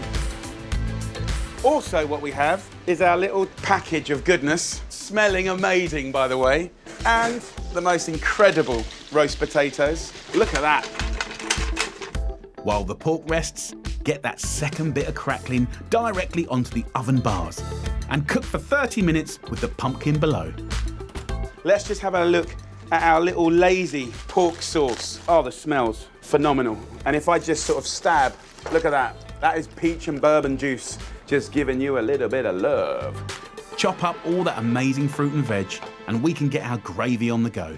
I am making what the Americans would call a kind of dirty style gravy, made with mincemeat. It's delicious. So into the pan with a tablespoon of fat from the roasties.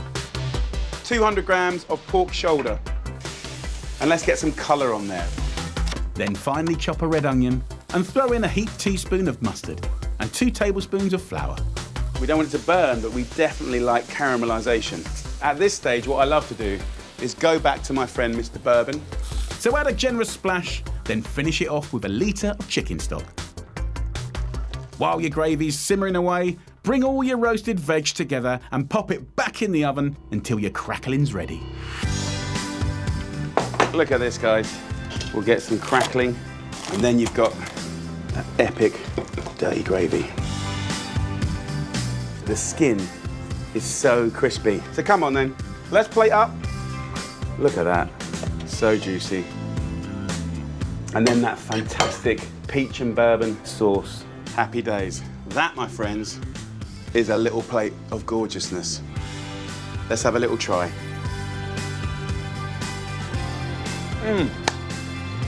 The bay salt and that pork, so juicy. Holy moly, the flavours are outrageous. I think this is a roast dinner to try. That little American inspiration, for me, has brought it all together. Absolutely joyful. I think Jodie and Jimmy and everyone in the cafe are going to go crazy for this.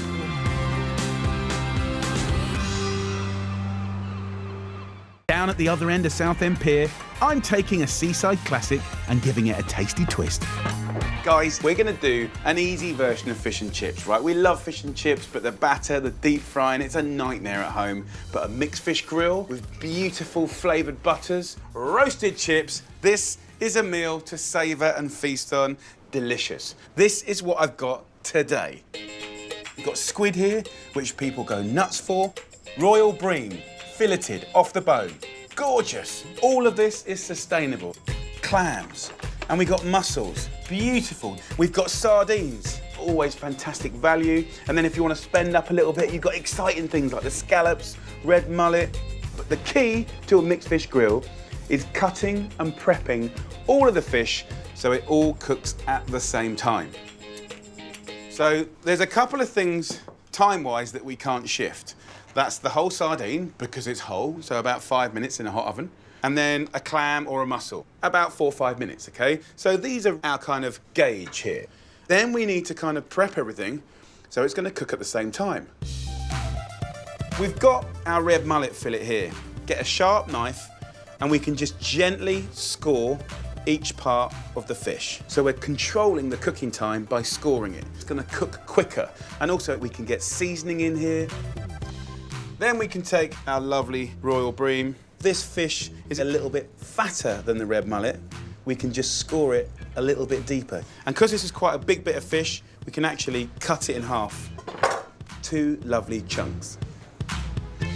Then I'll take these beautiful scallops, just score it just on one side. That'll help the heat penetrate. Next up, we're gonna work on the squid. I wanna show you a really fun preparation. Just put your knife through it like that. Open it out like a book. Get yourself just a regular eating knife, and I want you to just score the inside of the squid, and what you're doing is creating a texture, like a checkerboard. And then when that squid cooks, it's gonna curl up and become this thing that just wants to grab onto flavour. So last but not least, we've got the prawns. So peel off the shell and carefully run a knife down the back to remove the vein. Here, I've got some beautiful tomatoes. And as they're cooking, it's mixing with the fish and shellfish juices. It's gonna be amazing. Now time to get the chips going. We've got some Maris Piper potatoes, and I leave the skins on because it's less work and more nutritious.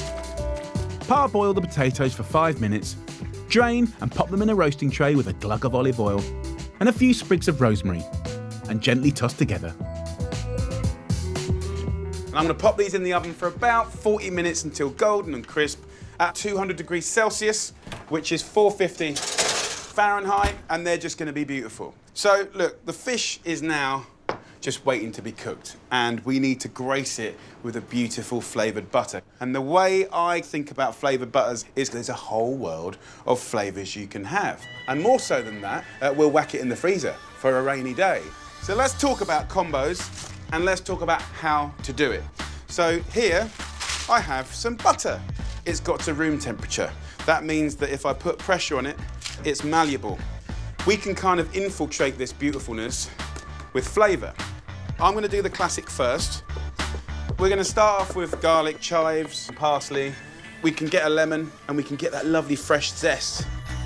Do you know what? I'm gonna go a bit of chilli. So once you've got it to a texture that you like, you just sprinkle it over your butter. Just mush it up. Use your hands, right? We're left with this. And very simply just kind of wind it up like a sausage. I'm gonna take one end and one end like that. I'm gonna squeeze it so it just fattens out, and then I'm gonna twist it opposites. And there you have your flavoured butter. And the combinations are endless. And as it's the weekend, I'm rustling up another with curry powder, fennel seeds, chopped onion, mint and chilli. It's fun, it's easy to do. So come on, let's choose one. Let's take a nice little wodge of our parsley one. I'll put this on the bream and the red mullet. So I might go for that lovely curried one and just pop that in like this. Absolutely beautiful. Turn the oven onto hardcore grill. The chips will stay crispy. And after about 5 minutes, when everything's looking beautiful and the mussels and the clams have opened up, that's when you know it's cooked and gorgeous, and then we'll serve up.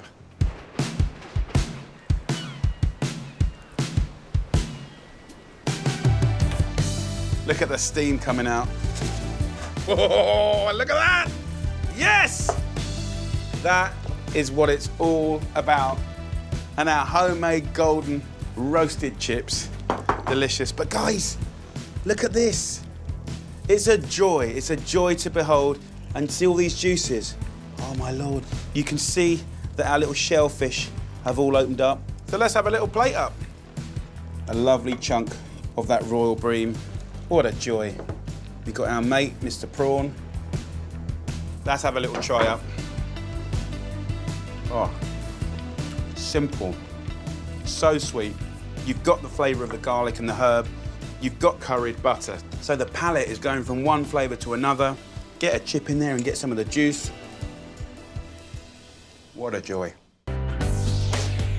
It's the weekend, and now it's time for something truly delicious. We're gonna roast the chicken, but we're gonna take it to a whole different place. Inspired by Korea, we're gonna make an amazing kimchi marinade, and I'm gonna stuff it in these beautiful little fluffy coconut buns with a slaw, with a sauce, in your mouth. Come on! We can do this, you're gonna love it.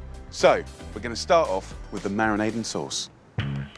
It starts here with the kimchi. Kimchi is fermented cabbage. If you go around supermarkets, you're gonna find it. Amazing flavour. So in a liquidizer, we're gonna add 250 grams of kimchi.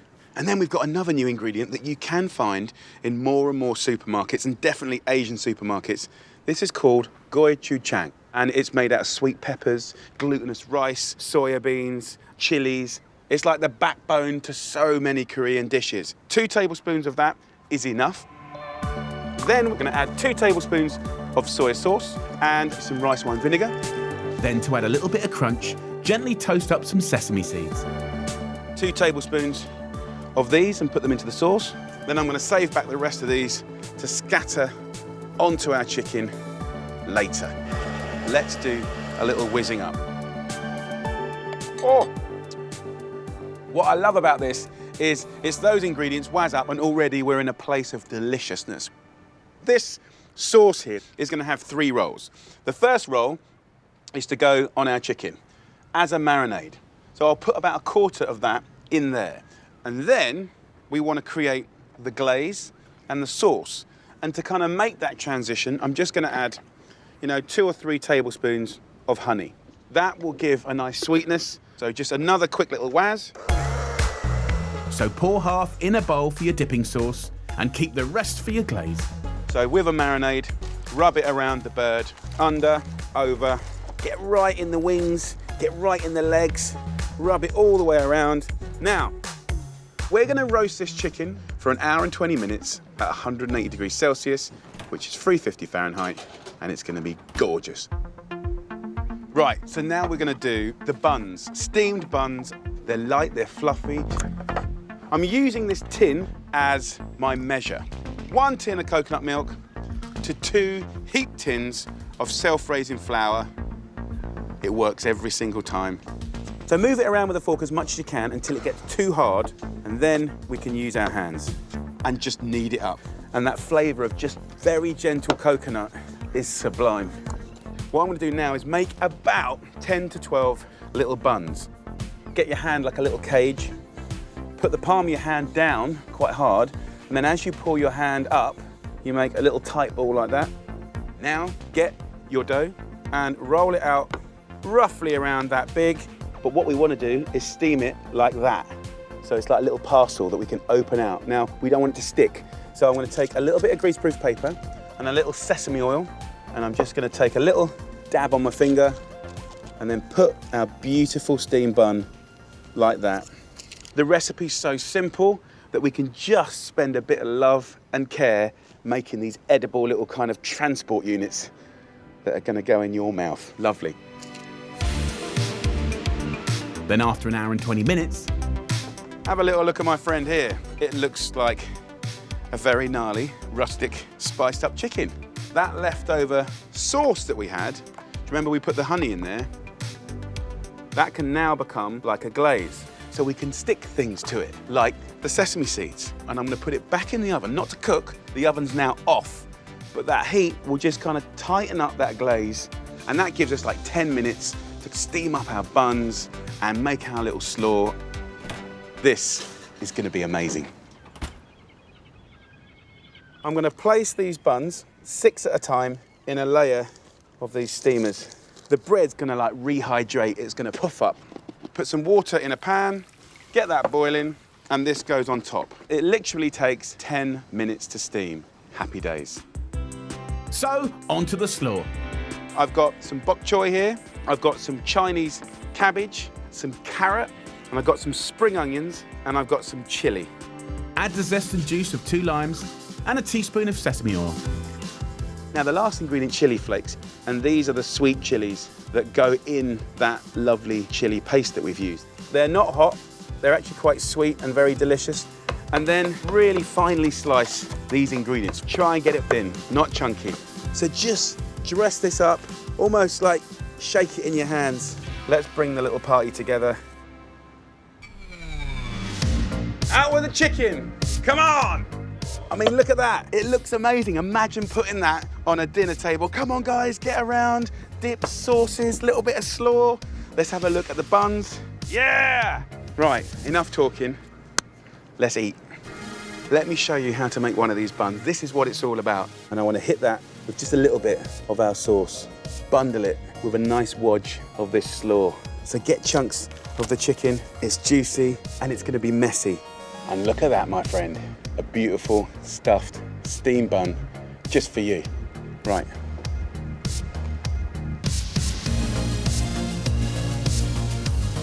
soft, it's steamy. The chicken's amazing, the flavour, the tang, the spice, the long flavours. I'm tasting many, many things here. And I think everyone in the cafe is really going to get stuck in. I want to show you my expression of an Indian dosa. A light, crisp pancake batter filled with amazing vegetables, spices, with an array of sauces and pickles. It's so comforting, so delicious.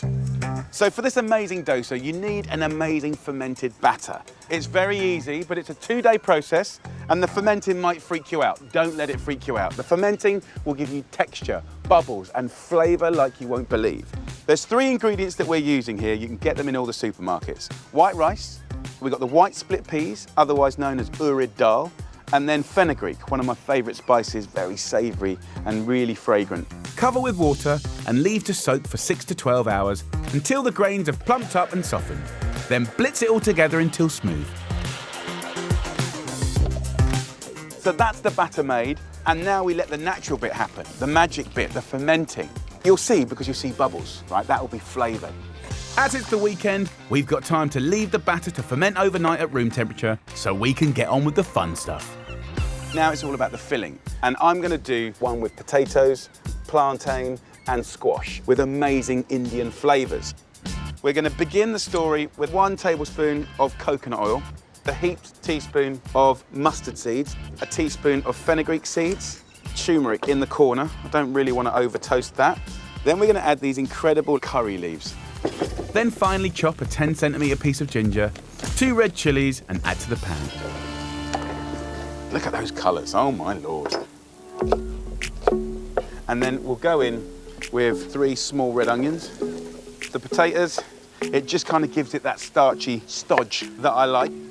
Then there's this little fella, the plantain. I mean, it looks like a banana, but it's more starchy, more substantial. It's fantastic. And then I've got some amazing squash. Look at the colour. I mean, this is really nutritious, delicious, colourful food with spices and herbs. Honestly, when you eat this, it's going to blow your mind. So pop the tray into the oven at 180 degrees Celsius or 350 Fahrenheit and let the filling cook for an hour. This is the really exciting bit. We're going to make the sauces and the pickles. The ones that we know probably most is mango chutney. Delicious, but I want to show you one that's full of life, full of vibrance. Take 3 nice, really ripe tomatoes and just gently and carefully grate it. What will happen is it will mush the flesh and it will leave you with the skin. On these box graters, see there's a finer side, so I'll use the onion for that. And the acidity in the tomatoes is going to kind of like almost pickle the onion. It's just going to have that kind of nice salsa-y tang to it. Grate in a small piece of ginger, season with salt and add the zest and juice of a lime. And the lime juice will be like a ray of sunshine. So simple, so quick. Very delicious. So the next chutney I'm going to do is coconut chutney. Buy yourself a fresh coconut, get yourself something heavy and give it a nice little whack. And then get a fork, and it's a bit laborious, but you just scratch it in a crisscross fashion and you get this really nice kind of grated texture that I love. It's so tropical. So that goes into a pestle and mortar, and then I'm going to use another little piece of white onion and another little piece of ginger. Then pound it up to a mush. Lime juice, again, for that real freshness. Have a little taste. Wow. The next and last one I'm going to do is a lemon pickle. It's so good. And we're going to eat and use the flesh and the skin. And I make this a lot. A little oil in the corner of a pan. I'll then go in with a pinch of cumin, a teaspoon of black mustard seeds. I'll add the curry leaves here. We can spice it up with red or green chilies. As those curry leaves become beautifully crisp, then we simply go in with our lemons. So 30 seconds in a pan is all you need. But what's really mad is something very magical happens as this now cools down. The natural pectin in the lemon starts to create a kind of, almost a coating. It becomes a bit pickly. Who wouldn't want to dip something in that? Oh. Right, have a look at this, guys. I mean, that, my friends, is an amazing vegetable dish in its own right. But today, that's going to be smushed up a little bit and put in this incredible dosa. So let's get back to the batter. So in the sort of 15 hours that this has been fermenting, there's been an absolute party going on here, and that's what's going to give it that lightness and that flavour. Season the batter with salt and pour a ladle into a lightly oiled non-stick pan. Try and get this dosa as thin as you can. That fermenting, I can smell it now, it's that kind of beeriness. And as that cooks, it will get crisp and thin. Now what we're going to do is we're going to load it.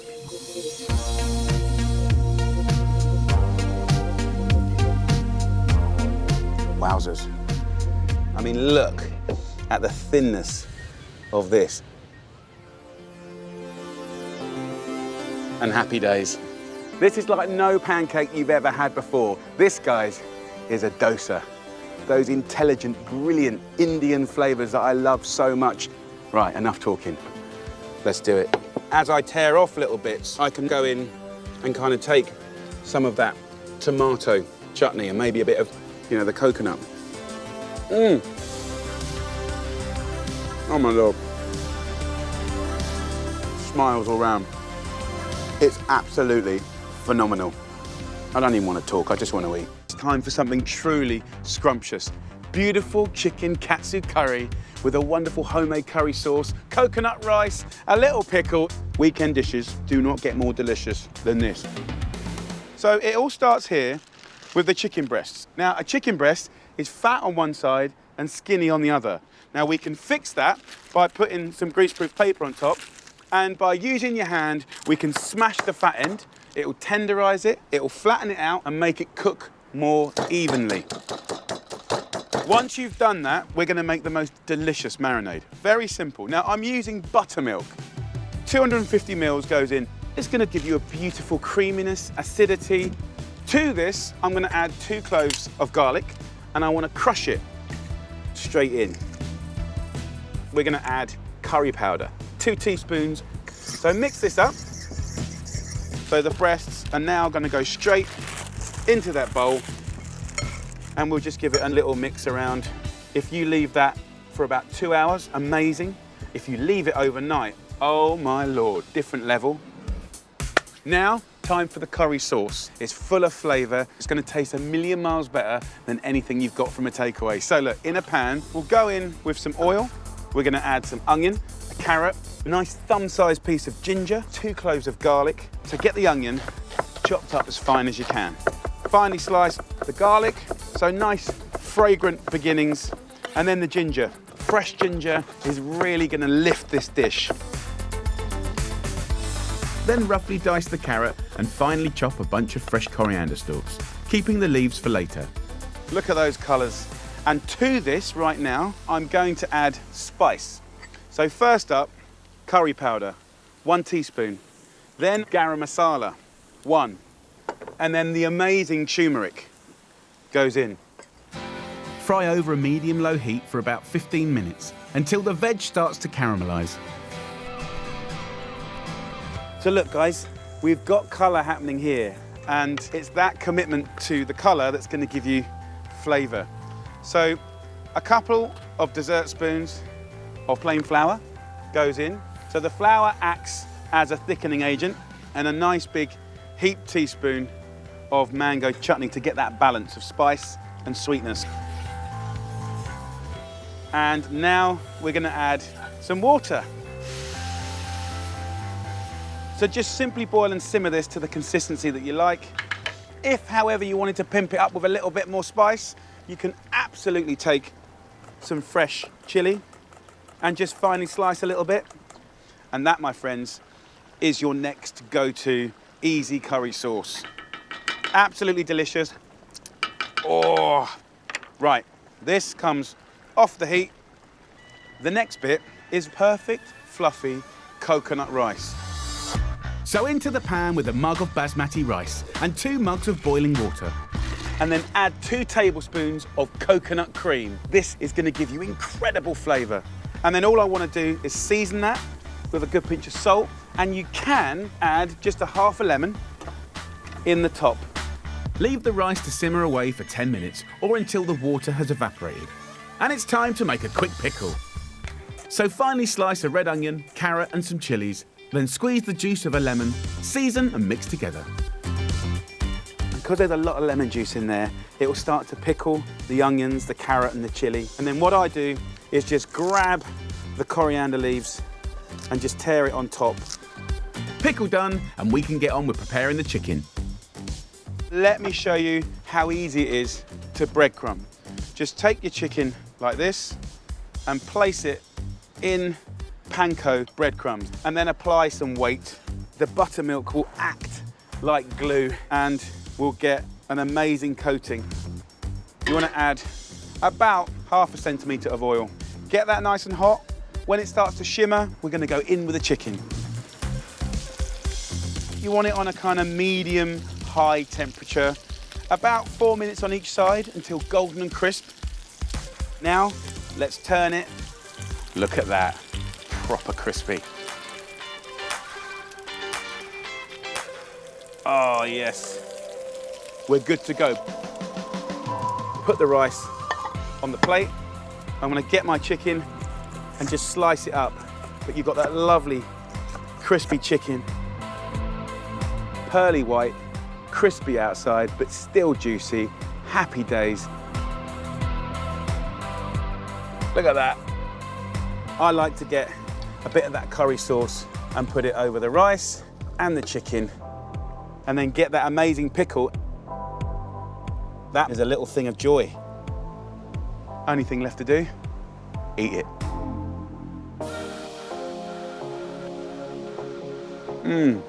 That, my friends, is a treat of a dish. So many flavors, so many textures. It's so crunchy, so comforting. And I reckon everyone in the cafe is just gonna savor the moment. Down at the other end of the pier, I'm cooking up a feast that's perfect for the weekend. It's time for something truly delicious for you to share with the people that you love. We're gonna make amazing seafood risotto. I've got langoustines, mussels, clams, beautiful squid, lovely picked crab with incredible slow roasted sweet tomatoes that are gonna explode in your mouth. So tasty and so beautiful. But I'm gonna start with the tomatoes because I wanna roast those for about an hour. And I just gotta take them off the vine and just prick. This allows the skin to come off. And I'm gonna put them in boiling water for about 30 seconds. So once you've done that, just get the skin and just take it off.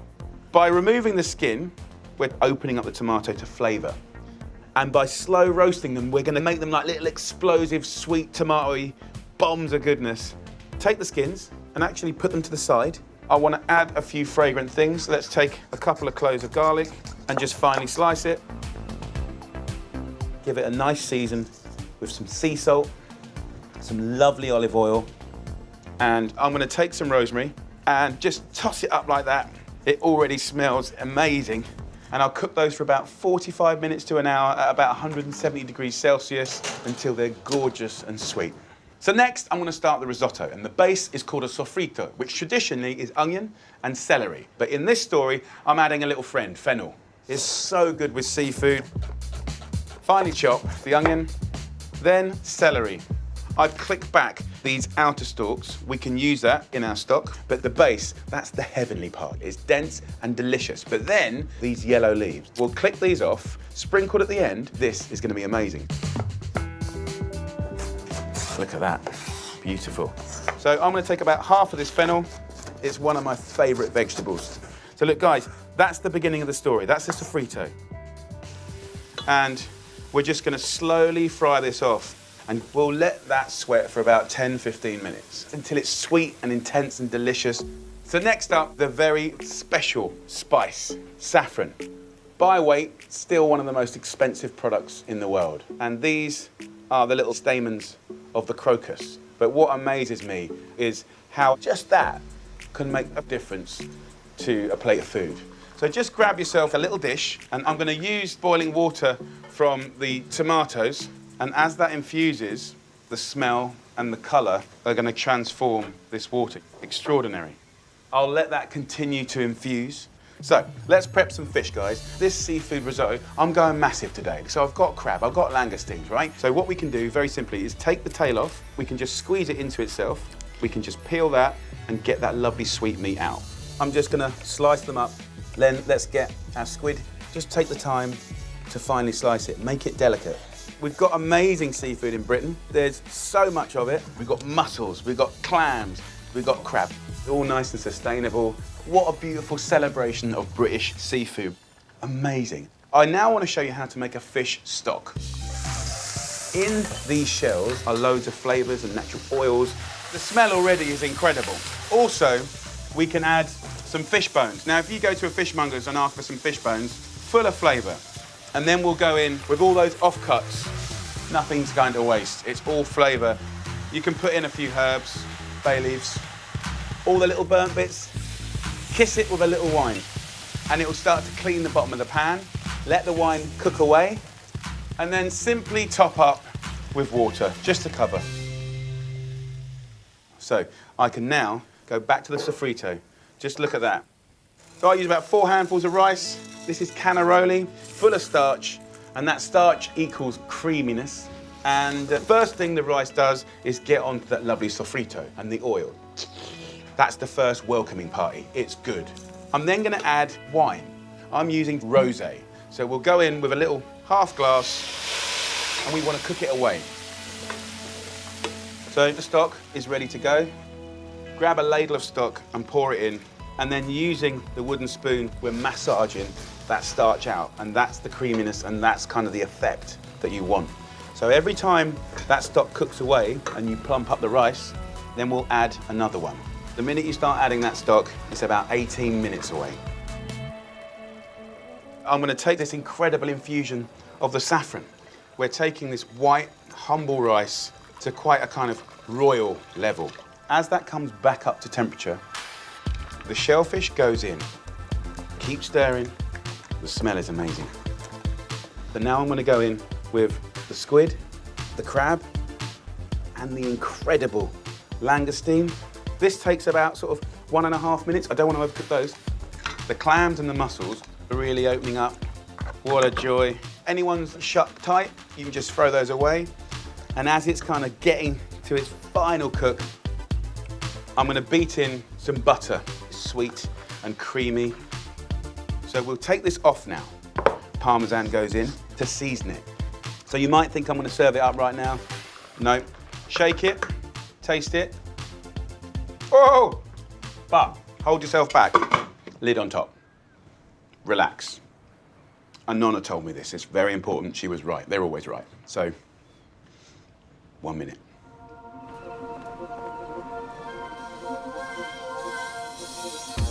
So it's had its minute. And it's gorgeously oozy. Oh, mamma mia. Let's get those tomatoes out. Have a look at this, guys. Beautiful. And just bob these around. And then simply finish with those delicate little herbs. And then the fennel tips. Not just beautiful, but delicious. And then just a little finish of our extra virgin olive oil. Hallelujah! The most incredible risotto that's gonna blow your mind.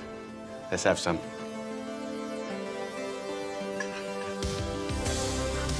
Oh my Lord.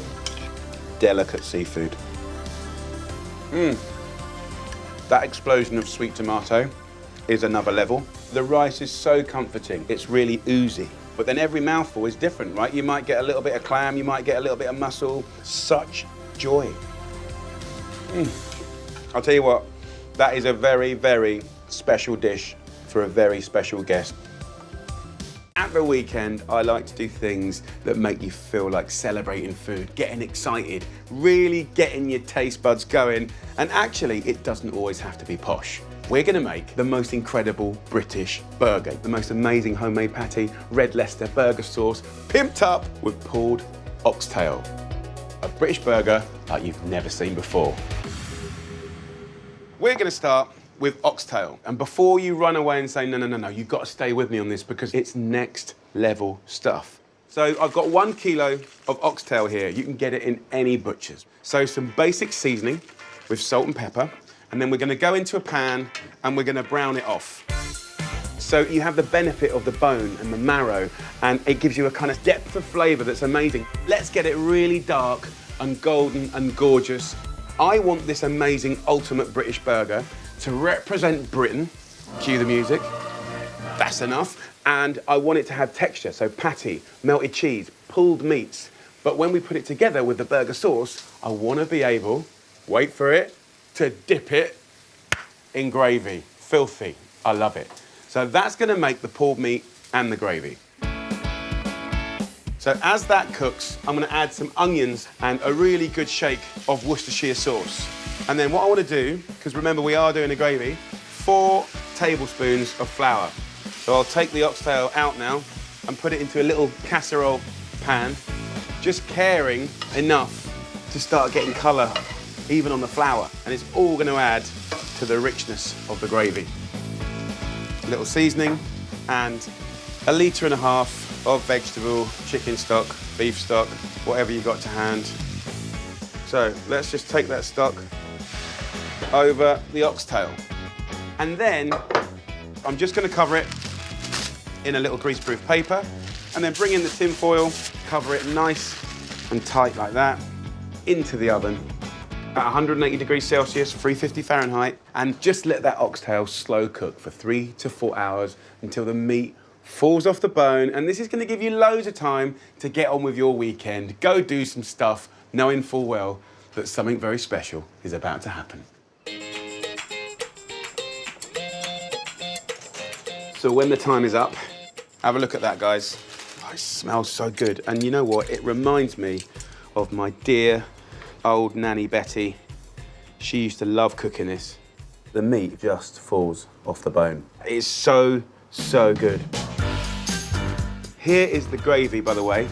Just skim off this fat and then push the gravy through a coarse sieve. You don't have to do it, but I quite like a finer gravy, right? I think it's a bit more elegant. And then these chunky bits can go back into our pulled meat. Just put a fresh swig of Worcestershire sauce in there. And then you can take a herb like parsley just to give it a little bit of contrast. And that on our burger is going to be amazing. I'll pop that in the oven and turn the oven off, okay, just to keep it warm. So let's make the burger sauce. Let's get our pickle. It will give you tang and crunch. Then lettuce is surprisingly sweet. And then tomatoes. Get an overripe one, and that'll have wonderful flavour. Season it with salt and pepper, and then just dress it in a little yogurt. Look at that. I love it. So now is patty time. I love the chuck steak. It has a natural mix of fat and muscle and flavour. Don't overthink it. Roll it up, squash it out. Happy days. 4 fine little patties. I'm just going to season it, and then we go into the pan. So give it about 1.5 minutes, and then turn it. Get some English mustard. And you want a little teaspoon on there. English mustard is quite hot, but actually when it cooks, it calms. And we're going to flip it again.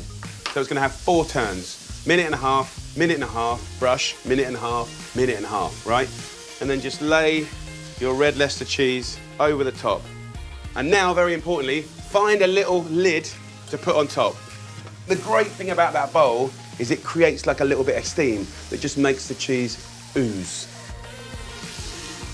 Jiggle that bun around in some of that rendered fat and gorgeousness. A nice bun only requires a few little minutes. It's the time to show you the ultimate burger. Let's get the oxtail out of the oven. Look at that. Oh my Lord. We take the burger sauce, 2 little spoons. Look at that. And that ooze is a thing of beauty. Incredible oxtail. Oh my Lord, behave. And then a little bun on top. But we ain't done yet, because remember, we made that gravy. And then you dip it. There's no polite way to eat this. It's gonna be messy, but it's gonna be one of the nicest things you eat. Pure indulgence. Oh, down at the other end of the pier, I'm cooking up a feast that will add a little bang to your Sunday lunch. It's the weekend and it's time for an incredible roast like you've never had before. I'm going to show you how to make gunpowder lamb, an amazing Southern Indian inspired dish, gnarly, crispy outsides, but blushing and sweet in the middle, with incredible coconut rice, pineapple salsa, the best feasting meal ever. And it all starts with a gorgeous leg of lamb. So ask your butcher to debone and butterfly it for you. So if we look at the lamb here, I want to just kind of accentuate opening it out. So I'll just score it a little bit here. So I'm kind of evening out the thicknesses. Now, the reason for butterflying it is kind of opening it out like a book, exposing surface area, but allowing a paste or a marinade to really get in there. So now we're ready for some flavour. The gunpowder spice mix. It's actually called poddy in southern India. Gunpowder meaning it's got kick. I'm just going to toast some spices. Go in with 2 teaspoons of coriander seeds and then 2 teaspoons of fenugreek. Black pepper, wonderful. And then I'm going to use 2 teaspoons of turmeric, 2 sweet cayenne, and then 2 of these brilliant little dried chilies. Fantastic. It's getting smoky, so you're waking up the flavour. Add a good pinch of sea salt. Give it a muddle first, like this, and then start bashing. So now we have that luminous powder. We can kind of put some wet elements in. 2 cloves of garlic, 2 tablespoons of vegetable oil, 2 tablespoons of vinegar. The smell is off the chart. Time to get our hands going. Let's get all that paste out, get all the flavour in all the cracks and crannies. So in it goes. Look at that. So I'm going to go over to a griddle pan now. This is preheated onto high. Then once it's been bar marked perfectly on both sides, which is like 5 minutes of cooking, it's still raw, but then we're going to finish it by roasting. The best of both worlds. Charry smoky and then juicy gentle. Love that. Char grilling in a shed can be a bit smoky. Yes! So open those windows or get outside and cook it on a barbecue for even better flavour. Then pop the lamb into the oven at 200 degrees Celsius and let it cook to perfection for around 20 to 25 minutes. Next up, let's make a salsa like no other salsa. Pineapple, they use it a lot in the south of India, in curries and pickles. I really love it. So first up, we have to peel it. Follow the curve of the pineapple. Beautiful. Cut alongside the core. Get that on the grill. Then we want some onion. Cut it into quarters. And again, these will go onto the grill. So while that's going, let's create some background flavour. First up, lime, the zest. And if you imagine some of these fragrant elements with the rich lamb, it's going to work so well. Look at that. I'm going to use just a little bit of coriander stalks. Some people discard these, but if you finely slice them, they're so delicious and crunchy. A little chili in. So let's get the onions and the pineapple. These will be quite sweet now.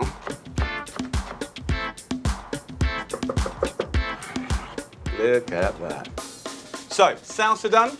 Now, what we're going to do is the most amazing coconut rice.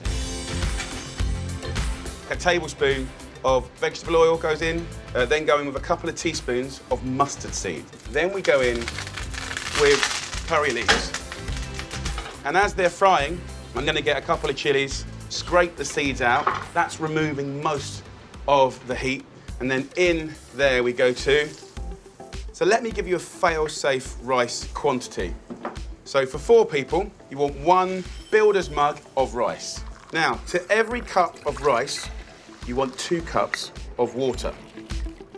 Season it, and then last but not least, some coconut cream. It's got the most fantastic tropical flavour. And I'm gonna crumble that in. The gas is on full whack. That'll take about 12 minutes to cook until light and fluffy. Then I'm gonna turn the heat down and let it kind of sizzle to give you a crust. This has had just over 20 minutes. Look at that. We'll let that rest, and we want that to rest for like 15 minutes, okay? Gunpowder juices. Oh my lordy lord. What I want to do now is a beautiful, simple mint yogurt. Get yourself a nice little bunch of mint. Put it in there with a good pinch of salt. Smash it up to like a little paste. Take some beautiful organic yogurt and then marble it in. Look at that. Let's get it going. I'm very, very excited. Gunpowder lamb. Imagine carving this at the table. It's time for the rice. Before you get to burning, right, there is a really sweet spot that's called crispy bits. So go around the rim of the pan with a little spatula, because what you're doing is trying to make it not stick. I want to turn it out like a sandcastle, right? Put this plate or board on top and just confidently go 1, 2, 3. Fluffy on the inside, crispy on the outside. I've got a few little poppadoms in the story, beautiful. And then I've got the lamb. We then have that complete surprise contrast of that pineapple salsa. A nice little bit of mint yogurt, absolutely beautiful. A few little bits of coriander, and Bob's your uncle. It's time to eat. All right. There's so many exciting things going on. Gunpowder spices, the gnarly outside with that really juicy, blushing inside that's sweet and delicious. And then you go for the mint sauce, the coconut rice, then the pineapple salsa. Davina, Jimmy, and everyone in the cafe, they're going to be making some very happy noises.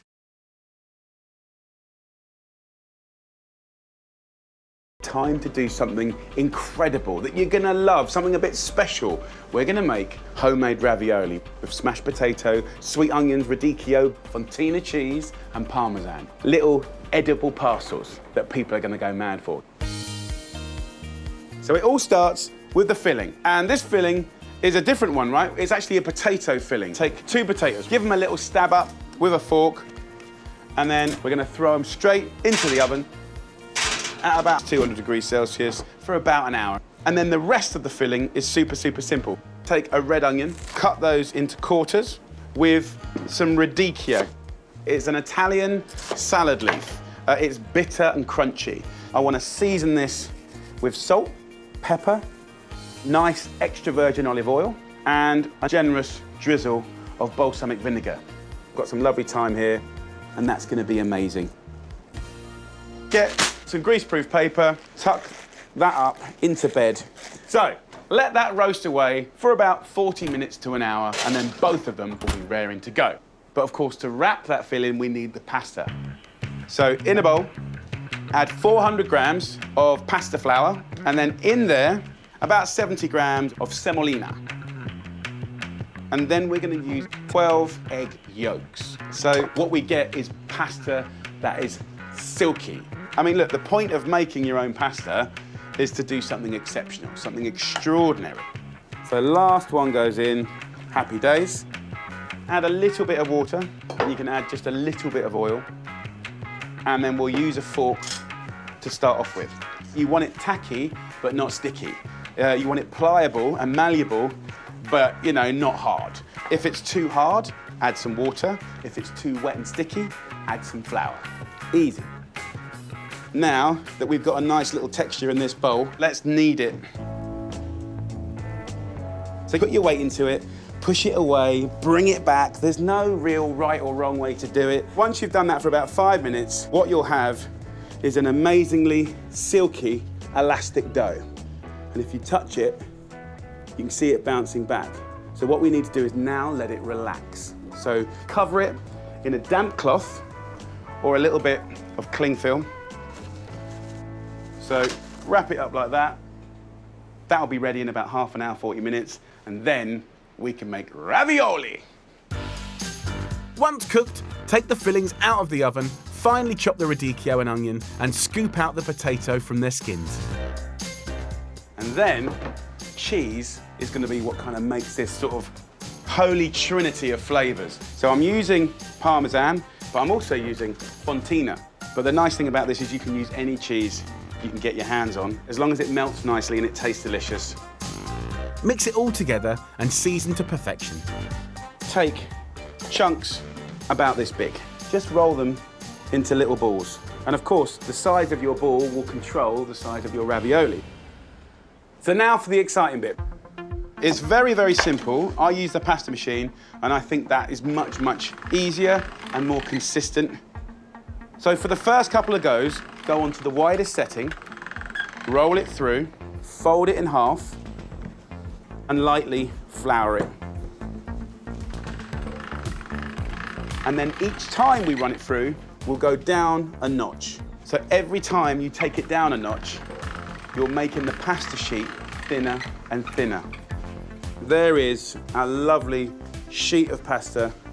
Right, let's lay it out and just put a little bit of water in there. Take our filling and just lay it about 2 centimeters away from the edge. And then once we've done that, just flop it over like this. And it's quite malleable. Use your fingers, not your fingernails. You don't want to cut through the pasta.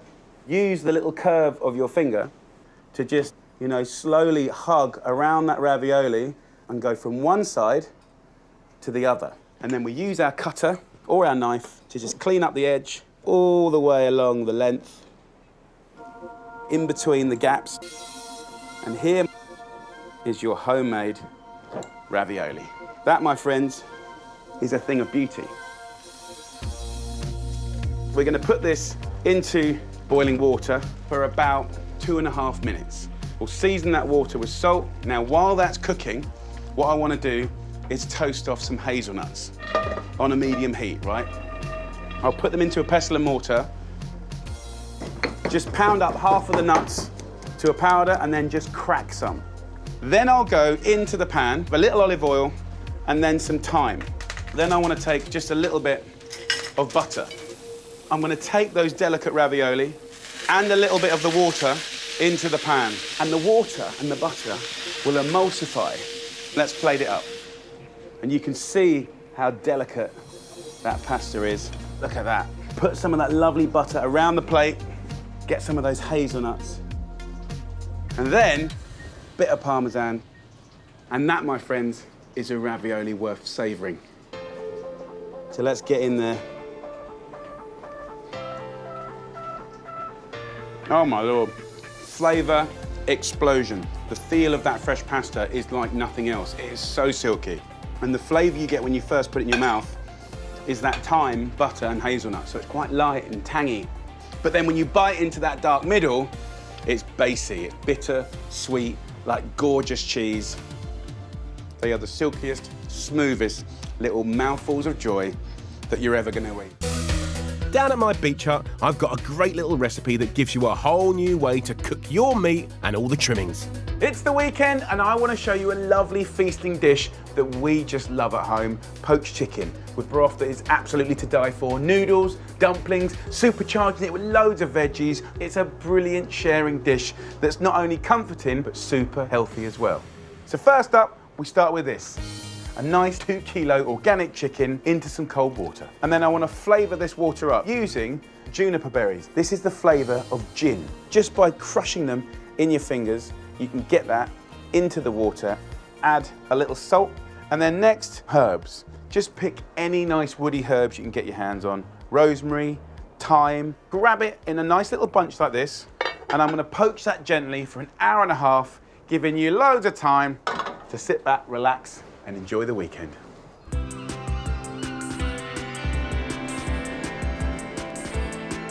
So we've had 1.5 hours, and I just want to show you what's going on in the pan here. The natural fat comes to one side. So what we can do is get some of that lovely fat and keep it, because we're going to make the most amazing dumplings. And why make it from butter or oil when you can make it from chicken fat? Delicious. While that chicken's just kind of ticking away, what I can do is get some veggies in there. So celery, we've got these lovely leaves that we'll save for later. Cut that in half and then into quarters. The carrots we can half. Onion into 8ths. And then last but not least, fennel. It's got an aniseed flavour when it's raw, but when you cook it, it's just a really fragrant, delicious, sweet vegetable. So again, take this inner herby part here, and that can go alongside our celery leaves. So these herbs will be brilliant, sprinkled on the hot broth at the very end. So the fennel into 8ths. So the perfect time to cook these veggies is about half an hour. We're going to get the flavour from all the veggies kind of cooking into the chicken and vice versa.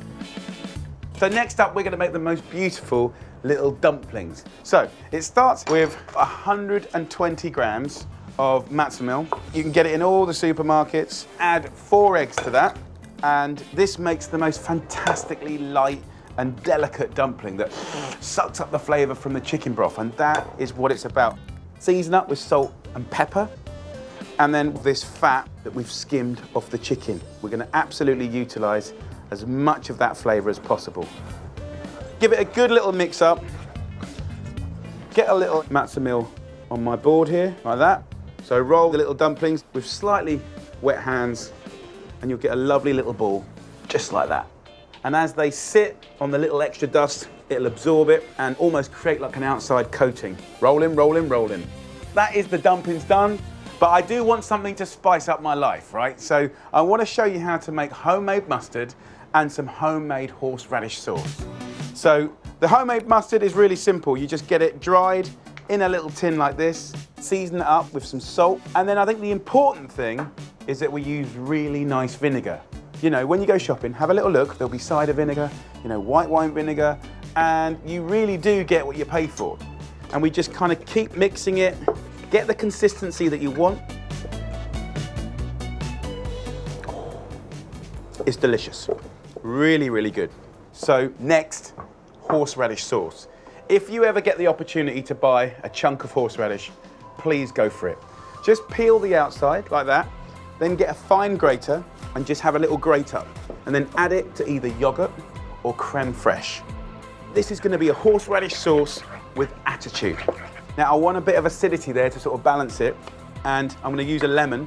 Just a little bit of sourness is going to be amazing. So look, in no time at all, we've made 2 beautiful sauces. Of course, you could just open a jar. Of course you can, and it's delicious, but not that delicious. Let's move the chicken over here. Look at that. Use a little sieve and just pour some of this stock over these dumplings. And by now, this broth is tasting incredible. Put these back on the heat now and get that chicken stock boiling, reducing, getting more intense. And then I want to just cook that for about 5 minutes. And what's nice is as they're boiling, they're sort of spinning around, swelling up, sucking up that chicken stock. And we can add to that. We can add kind of vibrance. So we can go in of seasonal peas, broad beans, but even in the winter, frozen peas are amazing. Also, noodles. It's just the sort of thing I love in a bowl to kind of slurp on. So in with the noodles for another 5 minutes, and we're ready to go. So while that cooks, I want to show you how to pull this chicken. If I just get the other side of the ladle, pick the chicken up like that, and then just get it onto this platter. And then on the platter, let's move the veggies in. Look at that. What I want to do now is break up this chicken so I can literally just pull all this off the bone. The cooking's done all the hard work for you, and it's very, very tender now. Okay, so in the pan here, just the colour, it's just, you know that that's going to be beautiful. And we can just top up. So a bit more on the noodles, yeah, we'll take it. Go over to the platter and be quite generous, because it's all about the broth. Joyful, nice extra virgin olive oil. Just drizzle that over the top. And then get those herbs, the little bits of fennel and the little bits of celery leaf, just pick those over the top. So all you have to do now is get a load in a bowl, get your matzo balls, and then let's get some chicken and veggies. Big old chunk of breast. Get a lovely carrot. Just top that up with some of that beautiful broth.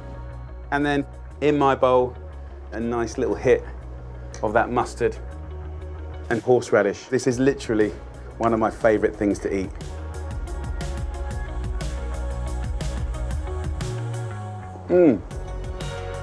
Delicious. The broth is intense. It's food that makes you feel good. The chicken is so tender, and with the noodles and the dumplings, it's just amazing.